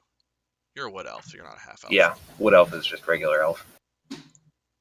No. Halfling. Okay, no, so I was wrong. Our half elves do actually have to sleep for a full 8 hours. So our full elves, Ratsael and Lucina. Natalia's a half elf too, yeah. Yeah. You guys get an early start in the day. And yeah, so you guys get to enjoy breakfast and stuff before the rest of the group does. But what? Oh, at breakfast, I'm just waving my hand in front of my face and giggling to myself. Okay. Well, he is drunk. Good. Good for him. Is that a thing you want to elaborate on, or is that just Not that's yet. Okay? I'm trying to remember if I remember something from your backstory because I don't even know what you're talking about right now. But he's trying to be John Cena. You cannot see me. Okay. So yeah, as you all wake up and sort of gather yourself, Governor Nighthill kind of walks up and he starts talking to us again. I can't thank you all enough for what you've done for our town last night. But this is extremely troubling. Obviously, this attack. Um, I'd be, there's certain things I want to know about our attackers here. I want to know who they are, how many there were, who their leaders are, and what's motivating their attack. And I'd like to know where their camp is, so we can be ready to perhaps plan a counterattack, or at least be ready for them to come back if they ever decide to. Um, I would be willing uh, to pay you all generously if you were to aid in this. Um, I got 250 gold pieces apiece if you can go find this information out for me. Campus to the southeast, they're looking for loot to usher in the reign of the dragon. I'd Queen of like the you to go dragons. see it so we have some more Oh. detailed intel. Oh. I turn to him and say, two of us have already almost died, and I kind of pat Giovanni on the back. Are you sure I mean, you couldn't do any more than just 250? Roll a persuasion check. Aw, yeah. 13. I'm not going to increase my price, but this is what I will do. I'll pay you each 25 gold up front for this. Well, gold now is guaranteed to get taken into death, so I'm fine with that. I'm gonna look at him with my electrocuted body and I don't remember what. Oh, however I was gored by the spear, and I'm going to say, and another potion of healing, and 5 torches. And a partridge in a pear tree. I'd be happy to give you 5 torches. That's no problem. Unfortunately, we don't have any more potions of healing. I gave you all of them as soon as you came back. We had a slightly larger supply, but we've been burning through them throughout the night. Those 2 were the only 2 I had left. If we happen to come across more, by the time you get back, I'd be happy to give you those too. I will hold you to that. Also, outside of role play here, guys. So we have like 200 and some gold worth of stolen goods. I understand that I'm the only not chaotic person in this party, so we'll divvy it up. You can give away your share. I was gonna say, what do you guys want to do here? Because we might as well do that while we're still in the town that this stuff belongs to. Oh, I want to give it back. I say we give it back. Does anyone want to hold on to it? I actually think this should be happening in character, maybe off to the side, but I think Yeah, this okay, that's right fine. in front of the governor. Not in front of the governor. Yeah. Right in front of the governor. Okay, hold on, governor. We got to figure this out. All right, so the stolen stuff, right? We have 280 gold worth of. Actually, we have 60 coins and 220 gold worth of stolen goods. So let me go ahead and get your guys' vote. Who wants to give it back? I say we give it back. So we give away the stolen stuff that is not clinky clink coins. Oh yeah, we definitely keep the coins. Those are ours. Yeah, no, that's finder's fee. So I guess we'll go ahead and return the value or the stolen goods. Unless anyone objects. Final call. All right, cool. So I guess this morning we'll go ahead and we'll unload all of those stolen goods. So is there anything that we need to do with that, or should I just mark them off? Yeah, just cross them out as you hand them to Governor Nighthill. You say, well, what do you say to him? I'm not gonna say what you say to him. We've recovered these items as we were evacuating people from the city, and we found these. Suspicions lead us to believe that they were stolen from people of your city. So it seems only right that we return it, especially to help bolster the coffers of a rebuilding city. Well, thank you. We've had quite a bit stolen from us tonight, and quite frankly, the 1250 gold that I have now promised you guys for doing this job for me is actually a pretty significant amount given how much we lost tonight. But I appreciate this greatly, and I'll make sure that they make them back to their rightful owners. Some of these look like more family items than belonging to the keep. But you're incredibly trustworthy sorts. I'll bump up how much I pay you guys up front by an extra 25 gold. So I'll pay you 50 up front. But I can't stress enough how critical it is that we learn about our aggressors here. So I very much hope you don't just take your 50 gold each and cut and run. Okay, so that being said, we'll each get 50 gold plus 12 each for the 60 we already have. And that'll put us at 62. Okay. Yeah. Man, I started with nothing, and now I got 67. Man. Yep. I have 77. I started with 10, got 5 gold in a bet. Ratzael's down 10. I know that much. I sure am. Maybe you should stick to cards. Oh, you don't want to play me in cards. I know, that's why I have a dice set. We also do have 2 potions of healing. Discuss. I kind of look at the potion and I hand one to Virtus and I say, you should probably keep this on you just in case, you get hit a couple more times. Yeah, in case I get crit 4 times in a row, it might be a good idea. And they seem to have an inkling for my weak points. As I'm handing him that, I pass my hand over my face again, and I cast Disguise Self on myself, and I make myself look like Virtus. Wait, what? Oh, I didn't know you had a twin brother. That's a joke. Why are you disguising yourself like Virtus? You handed Virtus a potion, and you make yourself look like Virtus. Yep. In front of everyone? Yep. To what end? So as I hand it to him, I go, last night, I had a vision, and my patron came to me, and I know that in a lot of our battles, you really like intimidating people. You're big and scary, you got your big armor, and you're walking around, and it doesn't really seem like you want to kill people very often. So I figure I could ask my patron for a little craftiness, so maybe we don't have to kill quite so many people. And then I turn to the other party members and I continually cast Disguise Self on myself and just make myself look like everyone else. Okay. And so then I turn back into my normal form and say, so the next time we want to approach a situation, and I pat Lucina on the back, maybe we can do it a little roundabout without having to kill anyone. Know what I mean? I must be suffering from excessive blood loss, so I'm just going to put my head back down on my pillow.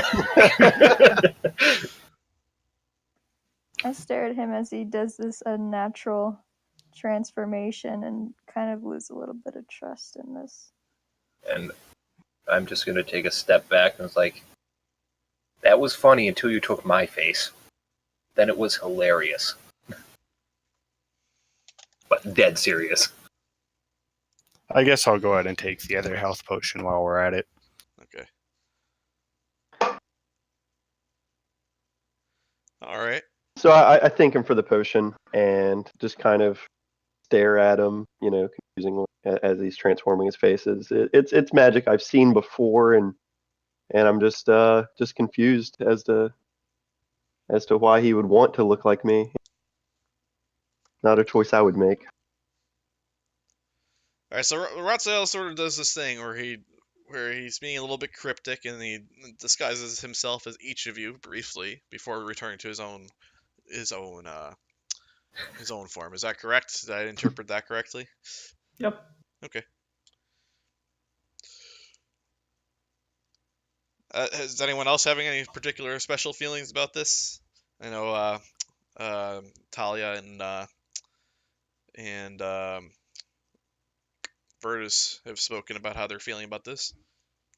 I actually don't think I have a problem with it right now. I think that any utility that we add to our party here is it's good to acquire. Well, he said something about like, hey, you guys know what I'm talking about, like, and no one, like, everyone, a couple of you said what you were feeling, but no one actually answered. Like, is there a conversation that's happening here? I just put my head back down. Right, that's right. You did say that. So I will say, like, I agree. I really believe that there are situations that, maybe violence isn't always the answer.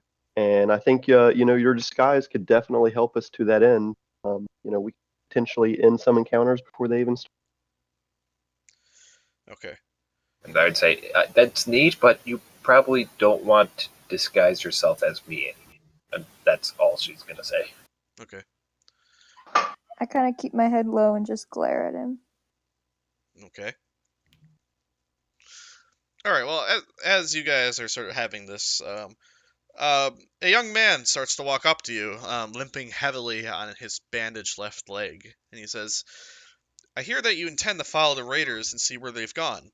I'd like nothing better than to come with you, but in this condition, I'd slow you down. In the midst of all this tragedy, there's no reason you would have heard about the fate of my master, Leosin Erlanthar, but he's important, you know. He's a monk from Burdusk. He disappeared last night after we fought a particularly savage battle against the raiders. A few others and I fought our way back to the keep, barely.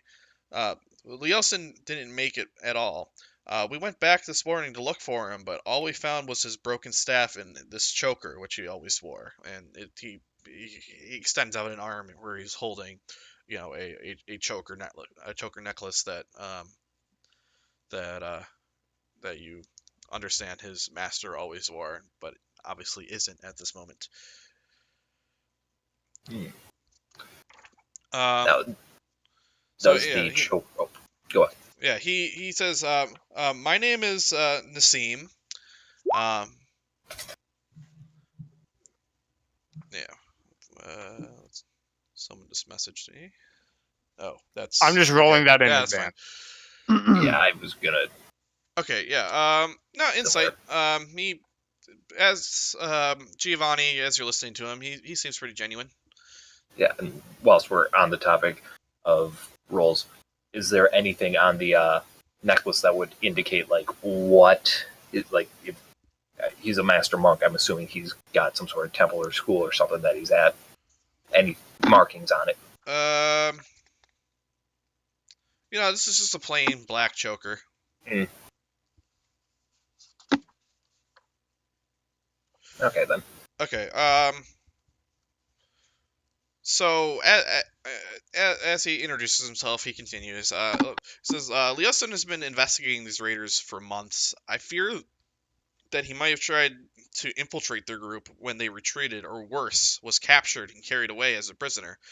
No one understands these bandits better than he does, and his knowledge will be invaluable against them. Um, when you find their camp, please look for a sign that Leosin is there.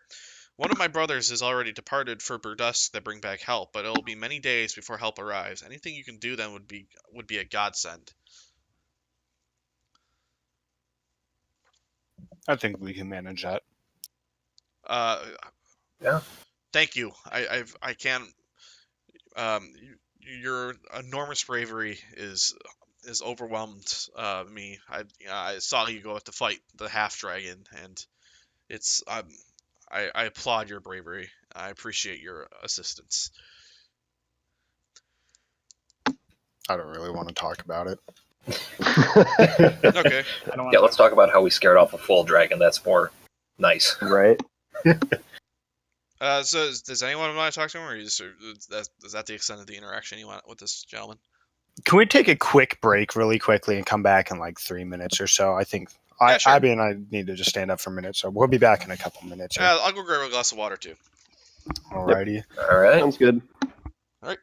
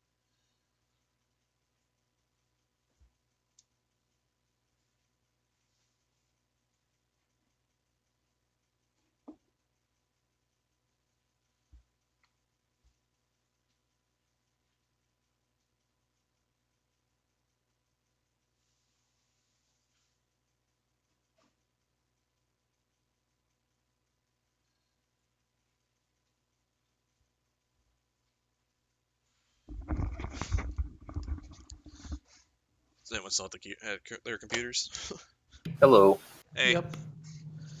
how you guys doing? Good. Rethinking my class choices and thinking, man, Ranger would have been better. Well, given how your attacks with bows are going, I'm not so Yeah, sure it's a that's... 50-50.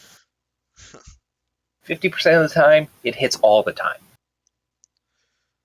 I was just gonna start making some notes for myself as far as recording cutting the highlight reel, and I think Lucina doing medicine is gonna make that cut. Yes. I think Giovanni Look. getting one shot is. I think Kai running for the hills in the middle of his duel is going to. Look, Lucina, she never did school. She doesn't know what a body looks like. Especially not the innards. Now, is that supposed to belong on the outside or the inside? Usually it's inside, but you never know.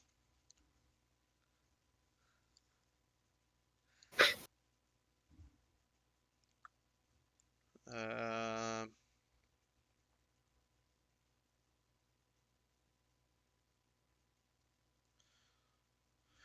no crit fails out of Ratsael yet today. Nope, not yet. I'm sure they're coming. All things considered, though, that's not a bad way to do. I think to handle crit fails because it's really not bad most of the time, except for occasionally it's super bad.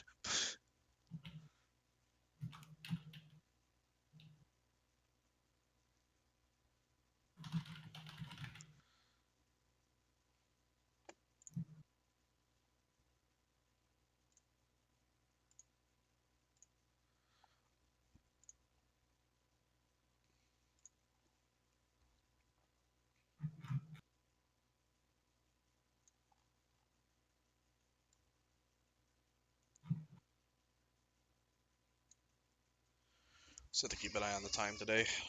Mhm. I could still go for like another hour and a half. Alright, yeah, just let us know if you need to cut it short because, yeah, you got work. I mean, not until like 3 o'clock. I just want to make sure I can, eat and stuff before I go. Yeah, I wouldn't want to be the reason you're rushing to work, eating a sandwich whilst driving, and yeah, I don't want to be that. I don't want to be that guy. I should be fine.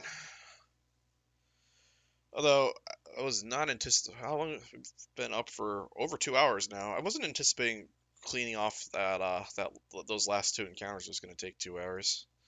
So, which is good because I am fairly positive we're not going to get ahead of what I have prepped in Roll20 so far. So that'll be okay.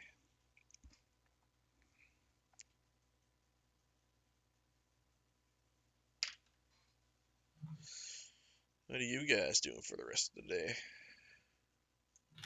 I think something planned with my wife later today. I know we have a friend coming over. We're going to play some board games. And then I think they wanted to see the new cat we have. Me and my girlfriend made the mistake of playing Monopoly a couple days ago. And there's only one way that Monopoly ends, and it's People get bored and no. It's either people get bored or things turn vicious, and it's a lot of unhappy feelings at the end.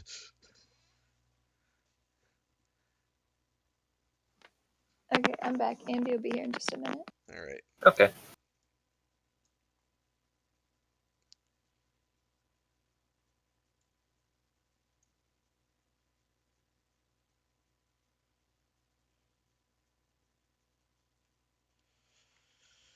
All right. I should probably actually reread this so I know which direction these guys are going.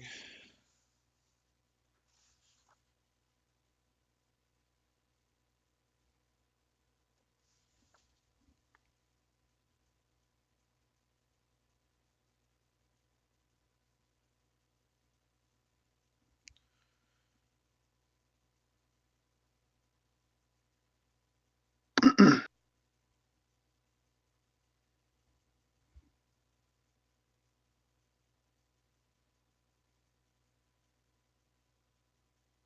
direction were they moving? Pretty sure it was southeast, but I'm not sure.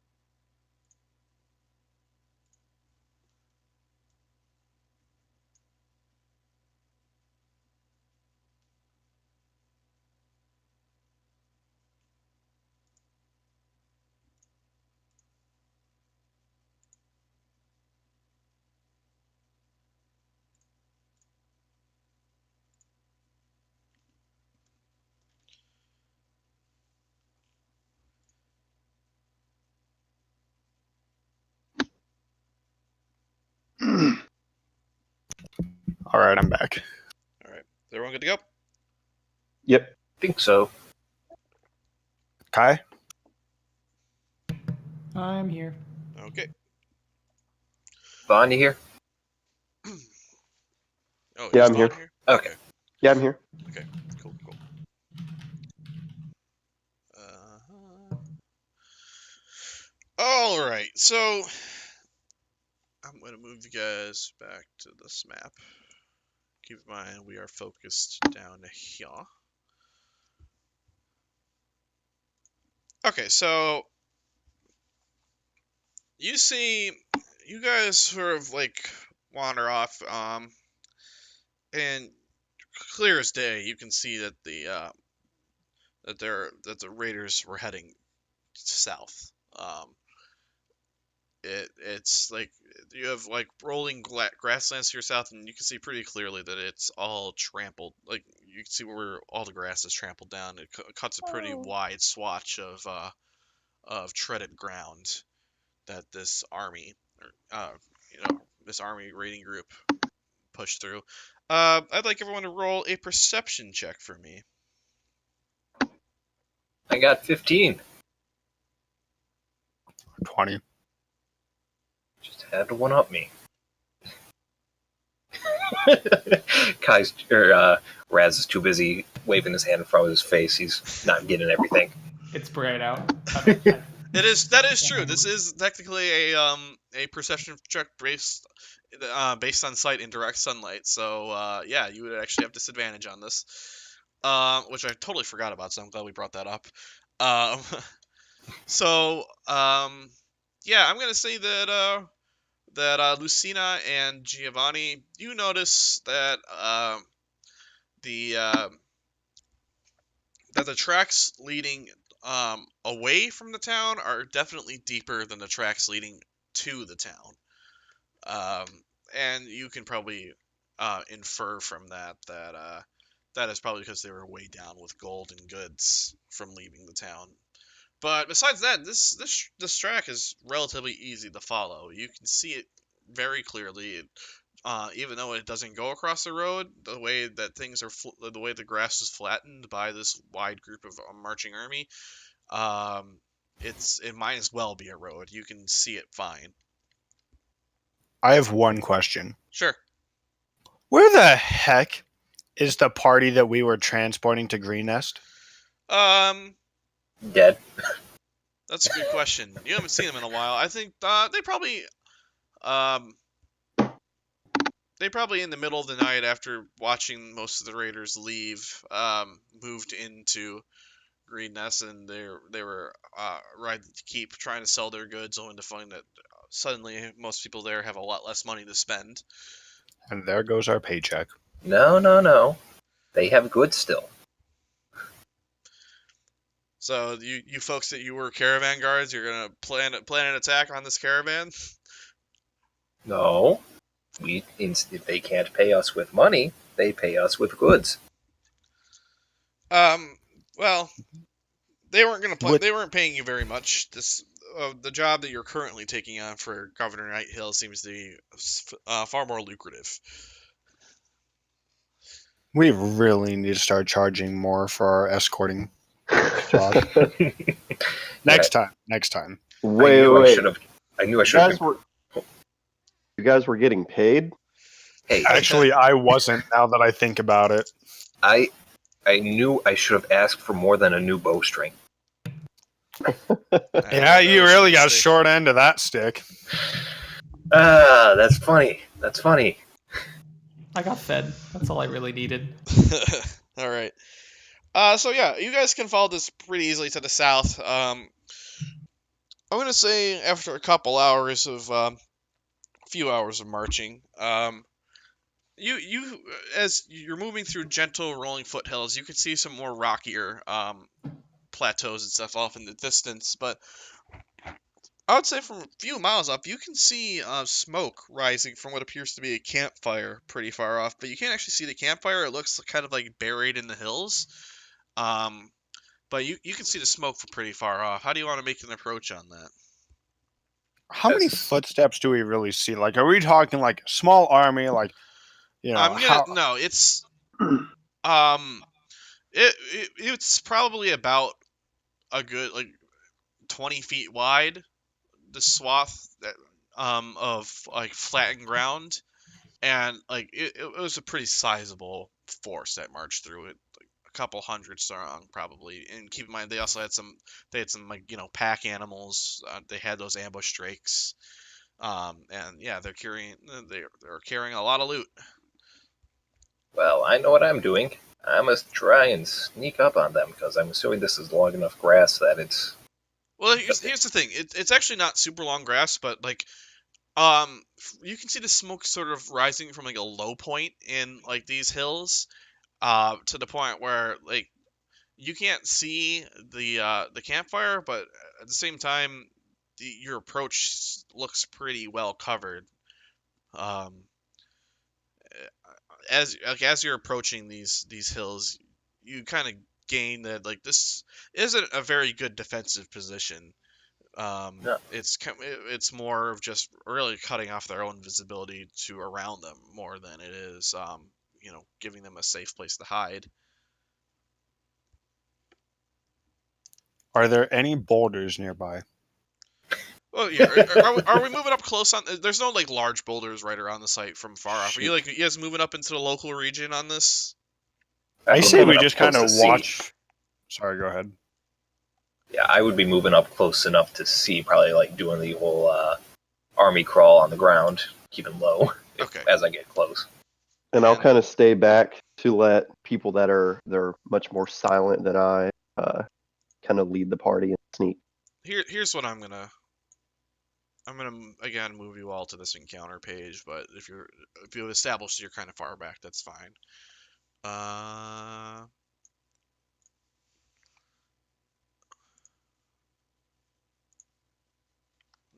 Place. Oh, come on! Why did I only get 3 of you? There we go. So you guys are kind of approaching from the north-ish. Yeah, I need to move this thing over. Not to there. To here.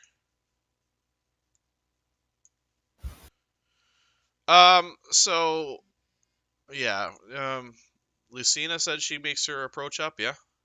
Yeah, probably like I'm assuming this area here is a hill. Right. Okay. So yeah, I put those these green things are hills, like, and like kind of in the middle of them is like cresting over it. So you guys are well hidden like from the other side of the hill, so you can easily crawl up and take a look. And what you see are four cultists gathered around a fire with um, uh, 8 kobolds with them, and clear as day, you can hear the cultists kind of just sort of arguing um like the best way to cook this like hen that they're currently like working on, and they're saying some derogatory saying some derogatory stuff about cobalts. They're like, I don't even understand why we brought these things with us. They're barely even useful as cannon fodder, and they're sort of talking smack about the cobalts. Anyone who's up there taking a look right now, roll a perception check for me. Okay, I'm gonna ask you this if you want this to apply. I would just be up on the hillside, kind of looking at everything from a cartography standpoint, not actively mapping anything, but just kind of getting a lay of the land. All right, yeah. Well, lay of the land. You have some rolling hills. There's not a whole lot of cover. Like you could probably be seen from pretty far off, but these guys didn't because they're sitting in a low point and they're not looking around. Okay, yeah. If we're doing something perceptive based around their campfire, I wouldn't really be paying attention. But if it's something outside, like not focused on them, then I'll go ahead and roll if you want. I'm sorry. Roll on what? The perception check. Yeah. Okay. I was gonna say this because it's Talia and Lucina definitely saw Oh, just kidding. what I wanted to show. So these cultists, the kobolds have their daggers on them. These cultists, however, don't. Their weapons are leaned against this rock right here. They're unarmed at the moment, so I'm just gonna give them a little marker right here.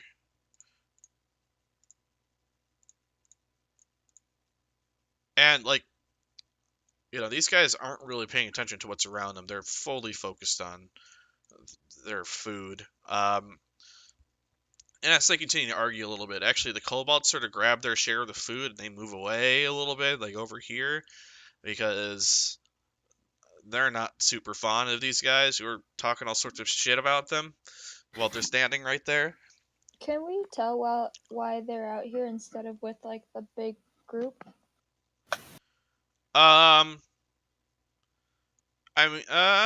Make an investigation check.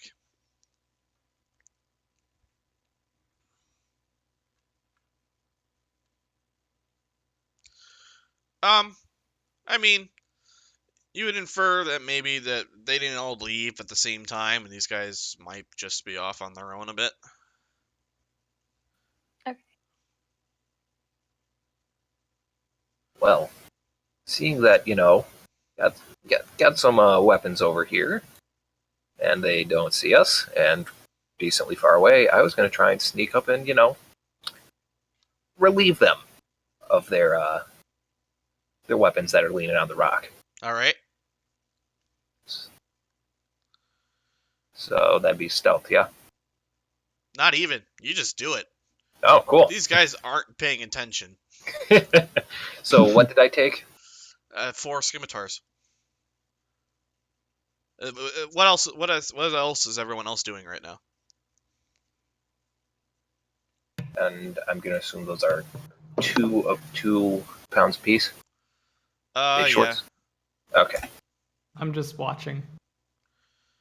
All right, so you got some swords. Kobolds who are off in a corner, sort of eating their food by themselves and trying their best to ignore the cultists who are being jerks to them.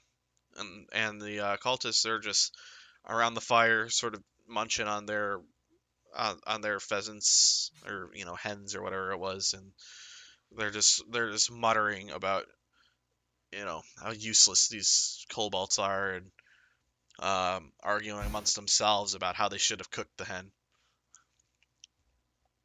Maybe one of us could go up and act like we're a cultist and talk with them. But if only someone could disguise themselves. Okay, I blink innocently. I sort of alluded to this to this last week, but I'm going to remind you guys. These guys don't have any discernible form of uniform. Like the only thing, many of the attackers you saw just appeared to be your run-of-the-mill mercenaries who are just wearing whatever armor was their armor, and like even these guys who are like who you determine are a little bit more part of the cult than some hired help is. These guys, the only thing they really have in common is they're wearing like cowls, like cloaks, a little bit. and they're of varying colors, and they all still have their own armor and stuff. Do any of us have a cowl?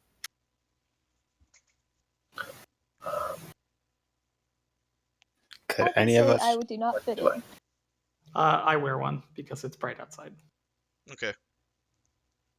So I'm going to cast Disguise Self to make myself look a little grimier, Okay.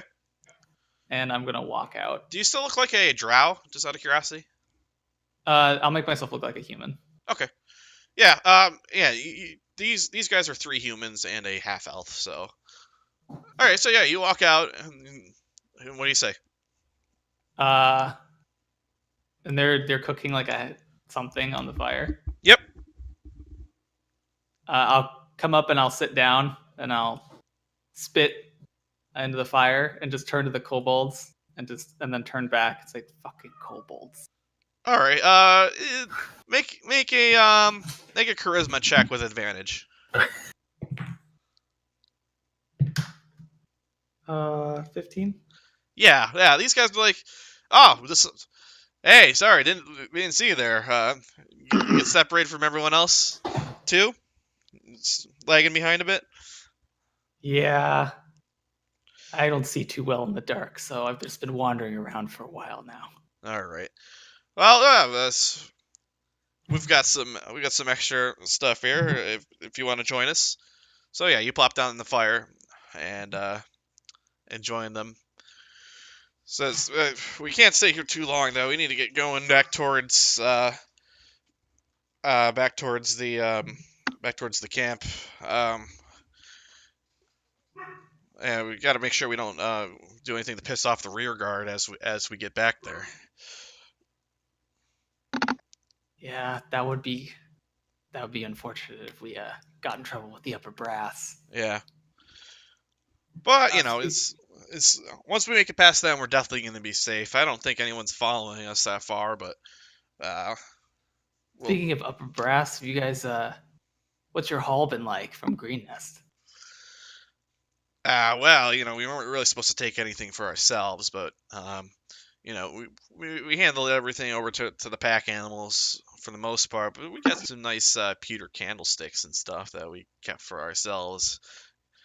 I probably shouldn't tell Landragosa though.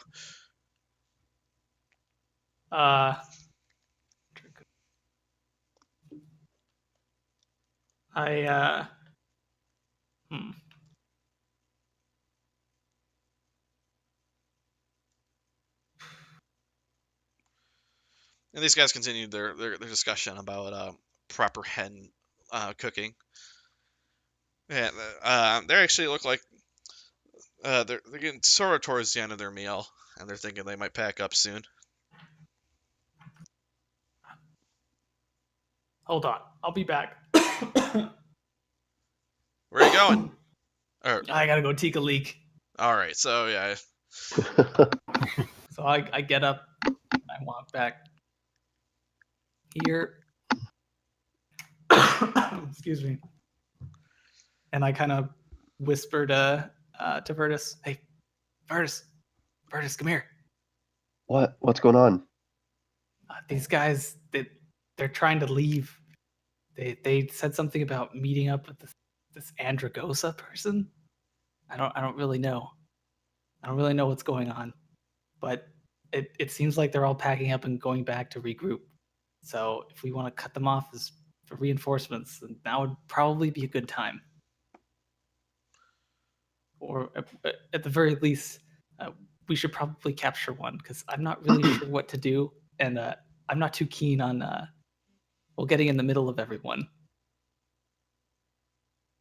Okay, let's see what the group wants to do. So I kind of go back and I update everybody on what he just said, kind of what's going on, that they're about to leave, and more or less just ask, like, try to cut them off here, right? Should we follow them and have Raz kind of just be part of the group as we trail along? What should we do here? Well, Langdradosa was the blue draconic fellow back at the keep. That is correct. So it's definitely best that we not go catching up with him for the time being. I say we just take care of him here, to be honest. Either that, or we have the Raz go back and have the cultists go off whilst he encourages them to leave the kobolds behind as a sort of punishment for something. I don't know what. They're going to know something's up, though, when their weapons aren't there. That is true. Maybe, I mean, they really don't like them. Maybe I can kind of incite some sort of, I don't know, bar fight type situation. What if you attack the Can we kobold? place the weapons by the kobolds? What if you attack the kobolds, make them think it was the cultist, and then you stealth back here and have them fight amongst themselves? I could try something like that. Just throw a rock. Doesn't even need to be anything deadly. I have some ideas. All right. So, how about you guys get in position just in case things go poorly? Because, well, my magic isn't exactly my strong suit right now. I'm just gonna take the long route, like there, like here, there, then onto the hill, over there. I'll kind of sneak down this way. And I'll make my way back to the fire. I mean, on the hill. There we go. On the edge. Yeah, they look at you and say, all set, man? We're probably getting ready to pack it in soon. Yeah, but these kobolds, why do we gotta put up with them? Boss's orders, right? I don't like it either. I mean, is the boss really gonna know if they come back with us or not? Are they really gonna be missed? I mean, there's so many of them in this army. Probably Aren't you guys not. just tired of dealing with them? Yeah, I kind of think Well, yeah, how about this? Roll persuasion check. 12. And I think one of them says, "Yeah, I mean, yeah, I don't, I'm not I'm tired of dealing with them, but I don't think, I don't think I see any reason why we should just kill them off." I mean, I don't see why we shouldn't kill them off. We're gonna travel faster without having to deal with such a big group. And considering that there were all those, didn't you hear the rumors of those weird band of adventurers that were killing off all of our men? It would be easier to. Wouldn't it be easier to get away from them if we're not burdened? One of them says, like, yeah, I do. I mean, don't get me wrong. I think these kobolds are useless, but as I remember, I do remember some band of adventurers now. Make a charisma saving throw. 21. Okay. He's like, yeah. I was like, that's true, but like, whatever. These guys, we can still use these guys are still useful for menial labor. They are carrying a little bit of loot too, so I don't see. I mean, they're gonna come back with us. So since I am like on this hill back here, actually, would it be possible for me to like pick up a nearby rock and just lob it at the kobolds to make it look like it came from the direction of the cultists? Sure. I think a few of them are looking over right now at this, though. Okay. Would they be able to see me since I'm kind of on the no, hill? You're not visible right now. Oh, okay. So even if I throw the rock, they won't really be sure where it came, other than in the direction of the cult. Yeah. Okay. Then can I do that? Do I have to make an attack or? Make. Are you aiming at one of them? No, just a general group. Just to hopefully hit somebody in the group. Make an attack roll and add a dex modifier. I'm not gonna say you're proficient in rock throwing. Could I use strength for that? It's a pretty heavy rock. I mean, dex. Damn. Okay. I can do it if you'd rather. So my dex modifier is 1, so I'll roll 20. And I rolled a 20. Oh no, hold on. I didn't put What? 1d20. I did the notation. Roll a 20. Roll a 20. There we go. Oh, there we go. Okay, so 18. So yeah, I swear I pushed 1d. roll 1d4 plus dex. Roll 4. So 1 and I'm gonna say, 2 total. yeah, right in this middle of this group, that rock clocks that cobalt in the middle. Oh, and he takes 2 damage. And all the kobolds like look up at the start and like they start freaking out. And the cultists kind of like look at the kobolds and like what's going on there? What's that all about? I would see them throwing the rock and then get the same idea and probably do the same thing, except Alright, towards the you're gonna throw cultists. a rock too at the cultists? Yeah. Okay.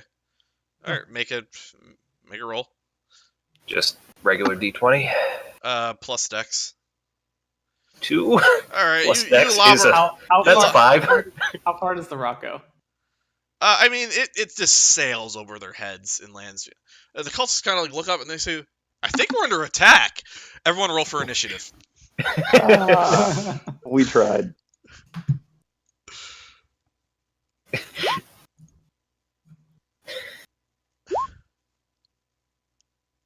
Dang me. Da, da, da, da, da, da. I peek my head up. No, we're not under attack. It's raining rocks.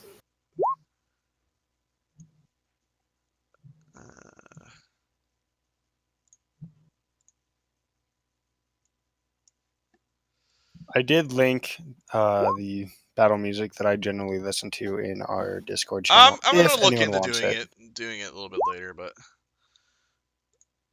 like actually adding it in when I learn how. Okay, so yeah, Lucina's up first. Yep, as you typically. So let's see, real quick. How close is that's 20, 25. Now, just quick question: since we're now in combat, would these hills be considered difficult terrain? No, but well, you're behind them. They are. You can use them as like if you can use them as 3/4 cover. Okay, so Unless they get like close enough to negate that, in which case, right. In that case, because I am, yeah, that's 25. They can definitely reach me. I'm going to move back. Let's see. Yeah, that should be good. Move back to there and take a shot at that guy. Okay. Well, I can't use range anymore. So your bowstring broke. For real. And you're gonna need a new one before you can do that again. Then, as my bonus action, I am going to also just run over here. There's that cunning action. Yep. All right, fantastic. All right, so now the cultists go, and they quickly all they're like, quick, grab the swords, and they all run over to this rock, only to realize that there are no swords there, and that's their turn. Giovanni, you're up. Oh boy. Okay. Sure. We'll go ahead and I'll move up behind this guy and go ahead and give him a good attack. Okay. Out of curiosity, is that going to be an advantage on surprise or no? No, I think if you all attacked at once, it would have been surprise round, but just the rock thing sort of gave it up. Gotcha. 19. Hit. 10 damage. He's dead. Stab him, and I say, I think you dropped this. Okay. Down he goes, And, Raphael. oh, shoot. Oh, I was going to say, I'll move I still have 5 more feet. I can move again after an attack, right? Yeah. Okay, I'm going to move 5 feet back to be diagonal right there with Ratseo. Okay. I will. I will drop my disguise self. I will step behind Giovanni, and Okay. I will attempt to Eldritch Blast. Roll with disadvantage. Yep. I rolled a 1. Roll percentage dice. Why do you think I stayed away from him? 71. So this is actually a familiar feeling that you felt it back in the mill, but you never really figured out what it was. But you feel kind of empowered. You feel tough. All right. Kind of look at my hands again, just like muttering to myself, I can't do anything right. Talia's up. Okay, how far is this?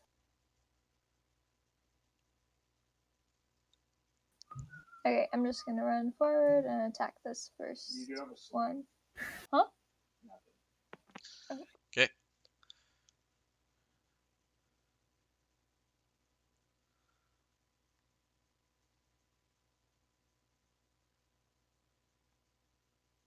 Five. Nope, that misses. Virtus is up. All right. So if I were right here, since she's kind of to the back of him, would I have advantage on that guy? Yes, I'm saying 120 degrees is enough to be flanking. Okay, so I'm going to run up there. It's about 20 feet. And I'm going to make an attack on the cultist in front of me. Do so with advantage. Are you kidding me? You missed. Next up are the kobolds, who run the fuck away. They are out of here. Matter of fact, they dash away, and they're actually off the screen entirely, pretty much.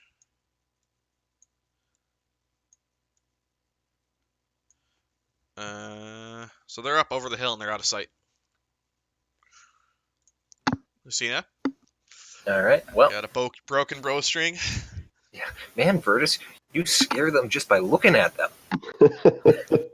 Well, since I got literally nothing else I could do, because I'm not throwing daggers, because my god, I don't think that would end well for anyone. I'd probably grab the pointy end. I'm going to move to this guy, and let's go for a slash attack. Okay. That hits. That should hit. Thank god. And let's just... Kills him. You guys are really dialed in on the 9 HP these guys have. Yeah, I keep rolling max damage when I fight these guys. Is that max damage? That's max damage. 6 plus 3. Holy shit! Wow. Yeah. Okay. You rolled more damage than I did either attack.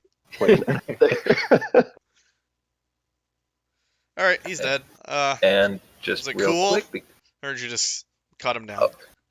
It's run in, slash him in the just kind of get him in the back of the neck, right through the main artery that I'm blanking on, and then just run back here. All right. My bonus action. All right. Now the cultists are up, and they're realizing they're not in a good situation. Their kobolds have fled. They're down 2 men, and they have no weapons at the moment. So they're gonna run away. This guy is going to dash. He's gonna dash to the other side of this clearing over here. This guy's also going to try to do the same, but he's going to take an attack of opportunity from both Talia and Virtus as he does so.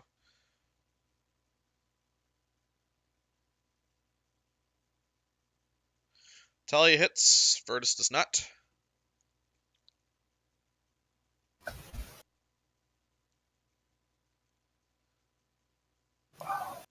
Alright. He is not quite bloodied, and he is over here pretty much. Do I get an opportunity attack if he ran that way? No, he ran through here, pretty much. So you weren't within 5 feet of him, no. Giovanni's up. Oh boy. Okay. I'm gonna make a free action and yell. What am I gonna say? I'm gonna go ahead and yell. The odds seem to be in our favor. We won't kill you if you'll cooperate. He says, I agree, but that's why we're running away. Okay, fine. I throw a dagger at him. Do you want to get any closer before you do that? Yeah, sure. I guess that would make sense, right?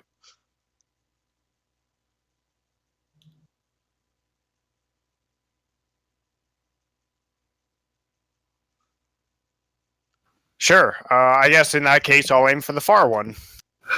Okay. 11. Just missed him. Dang. All right. Rotzil's up. I will move down and I will take a shot at the one that was previously smacked. Okay. With disadvantage. 16. Hits. And 8. Kills him. All right. I boop his snoot. And he doesn't even have one. As he That's does. impressive. Talia's up. I'm gonna walk up to the fire. Can I make it there? Okay. And just look at the chicken. Talia hungry. It's a chicken. And it's like dead and like roasting, I guess. Oh yeah. It's been plucked and everything. Okay, I'm gonna say they cooked it all wrong. Vicious mockery. You cooked the chicken wrong. Actually, I'm gonna yell it at them. You cooked it wrong, by the way, guys. Okay. He's like, how dare you? Curtis, you're up, I guess. All right.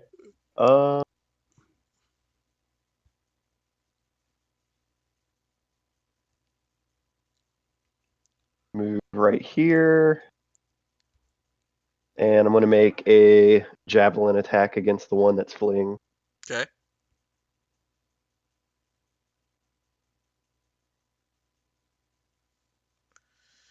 It missed him. Oh, man. One of these days I'll get double digits. Okay. Lucina's up.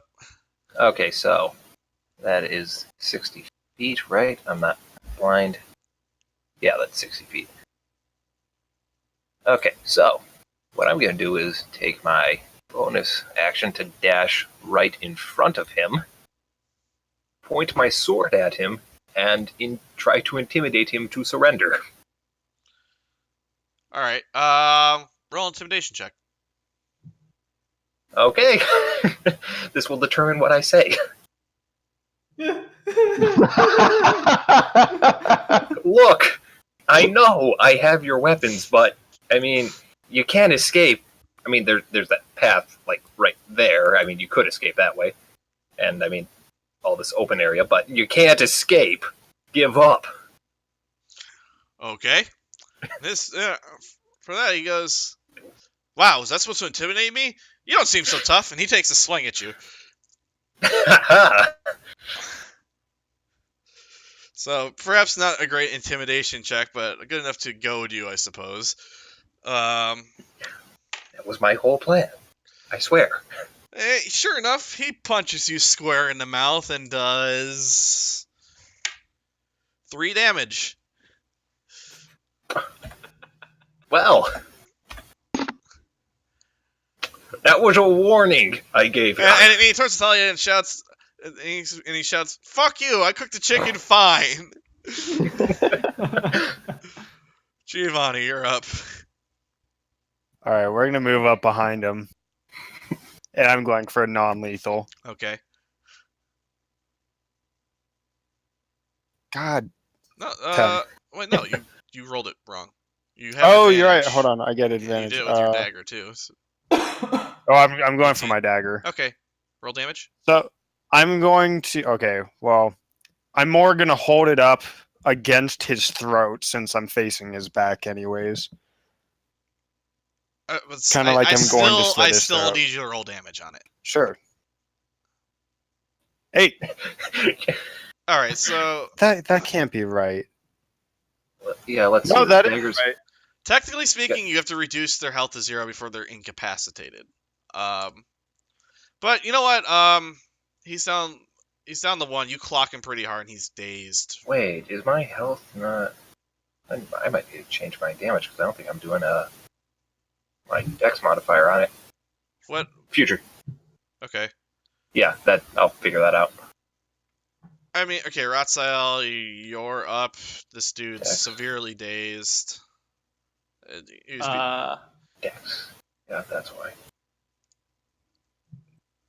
So Yep, I figured it out. I will, I guess, attempt to throw an incapacitating dart on him. I don't want to kill him. okay.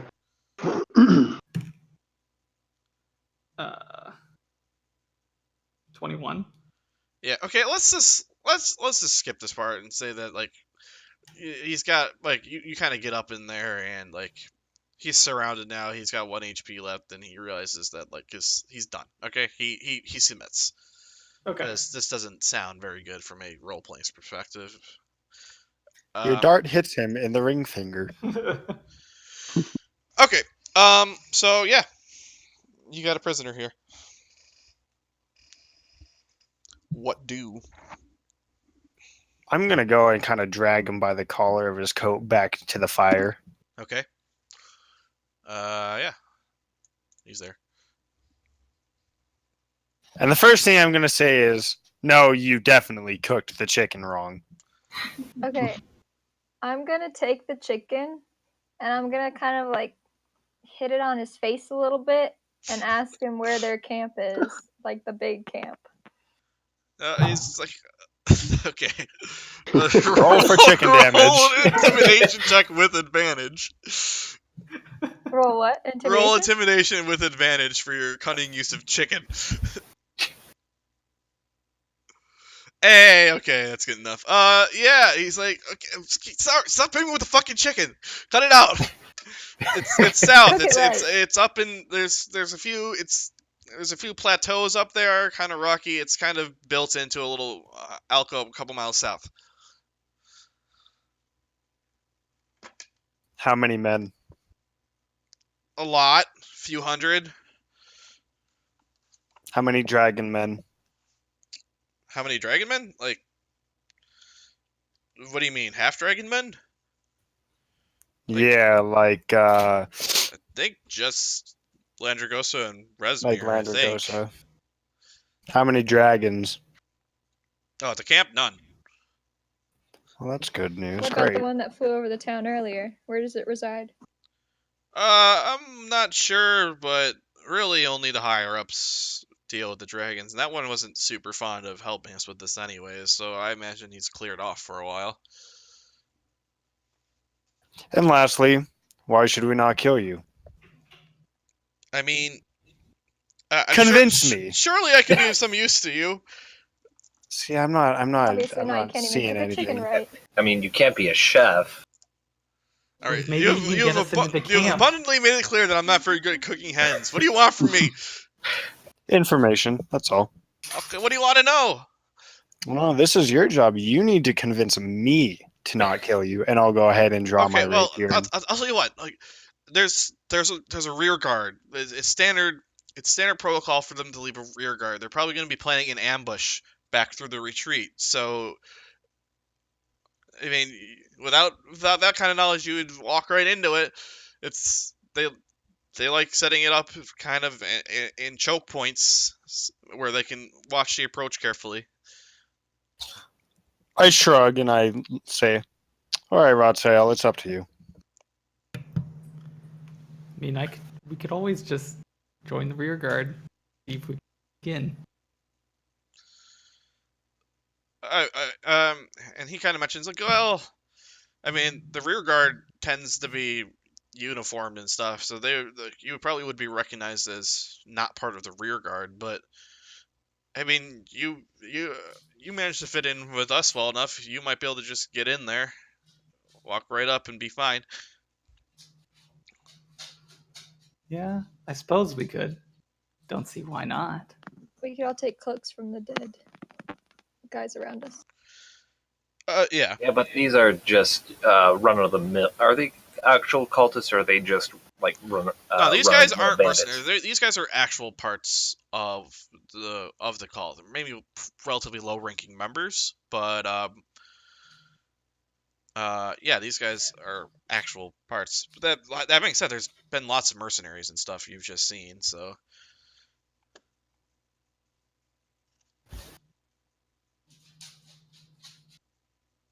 anyone else want to contribute to this?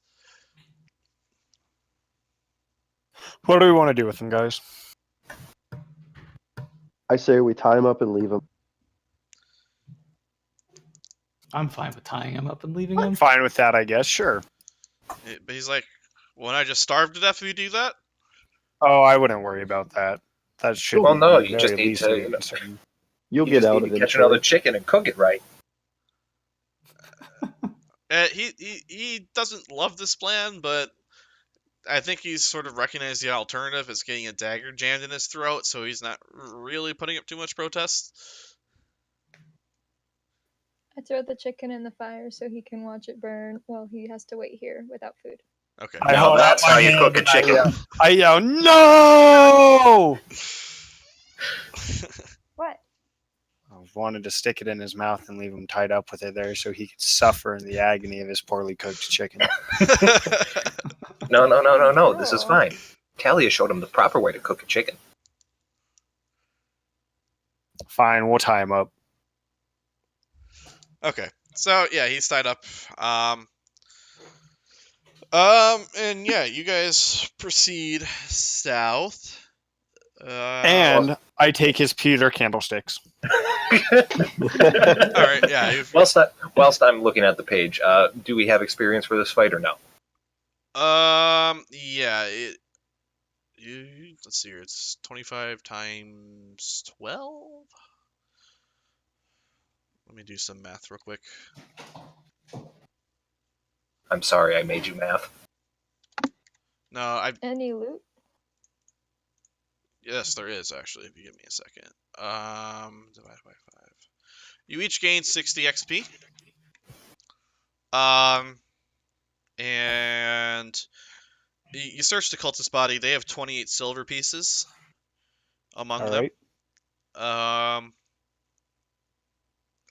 And there's a sack containing pewter candlesticks, some silver serving dishes, and a few religious carvings that look similar to the ones you saw at the temple. I don't know how much that's worth right now, so someone mark it down, and I'll get you some value for that later. Well, sorry, pewter candlesticks, religious carvings, and what? Silver platters? Silver serving dishes. Okay.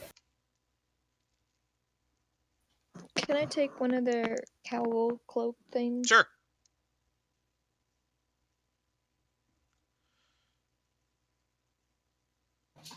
Yeah, I'll do the same. Kind of cover up some of my armor. Okay, that's 2.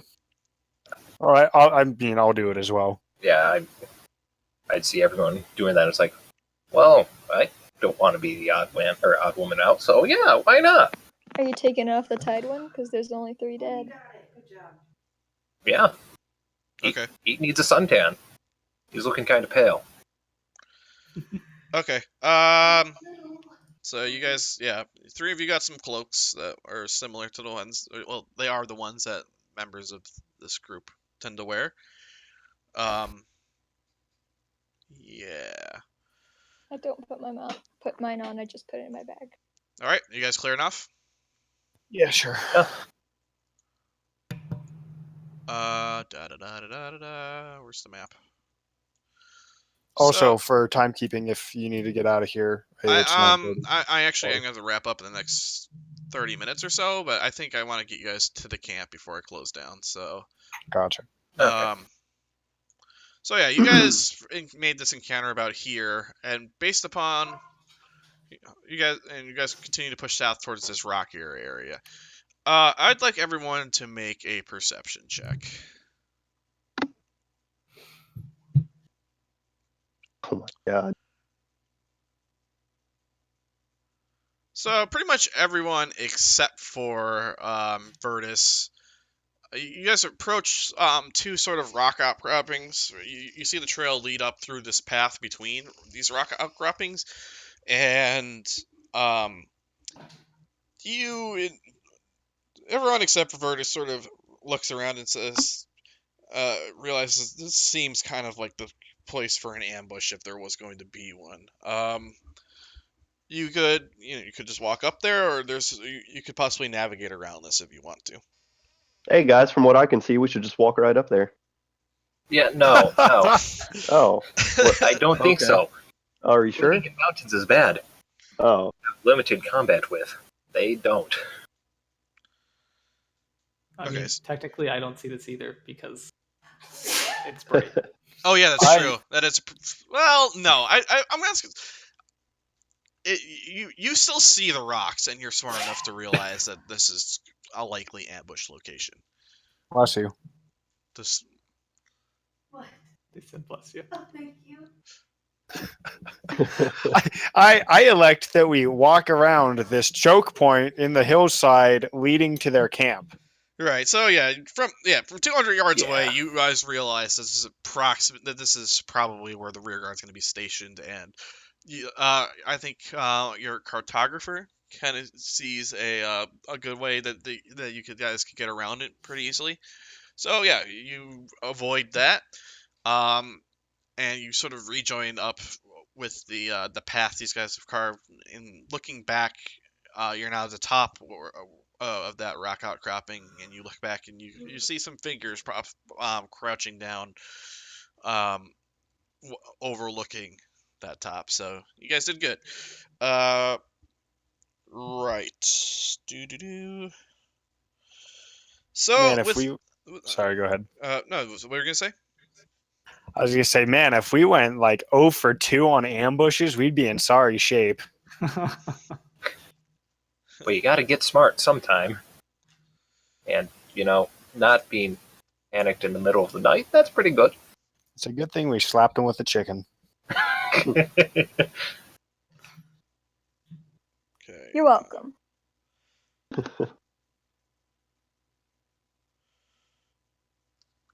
Okay.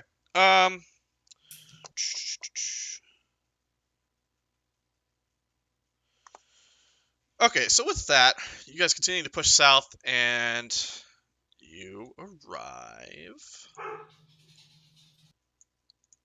here.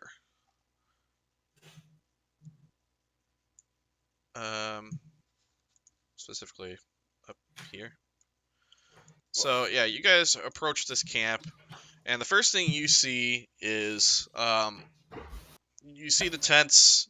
You see this watchtower positioned right up here. That appears to have some cobalt guards stationed on top of it. The side. I'm sorry, where was that? Sorry, I should. Right up here. Oh, thanks. Duh. You look around the sides of this this area, and there are like boulders that sort of lead up the slopes there. This thing is sort of in tiers, where you guys are at the bottom of like the lowest tier right now, and there's like a kind of a hill that goes up to where you can see some more tents on a higher tier, and then like there's above that is a much higher tier, like up the cliffside, where there's another guard tower up over. Why is this not pinging? Because I had the wrong thing selected here. So there's another guard tower up here, and that's highly overlooking the camp. But yeah, so you see some boulders around the side. There's a lot of brush too around the sides of the camp. Pretty much anywhere where you see like dark green blotches on that map are pretty thick brush. Yeah, like that. And there's also several caves like hidden in the side walls, like shallow caves. Many of which are conveniently obstructed by some heavy brush if you needed a place to hide. But yeah, this is what you're looking at right now. No, like, you haven't approached the camp yet. No one sees you. How do you want to play this? Actually, no, I'm actually pull that back. I think this is actually where I want to pick up next week. Yeah, Okay. it's a good spot. Yeah. So yes, this is what you guys see. So think upon that. I meant to edit that, so I made sure I don't have a string. Right. Okay. But yeah, I think we're done here for now. And I think this play session went pretty good. I agree. I was Despite inclined to slaughtering. agree. I was inclined to agree until I lost my bow. I think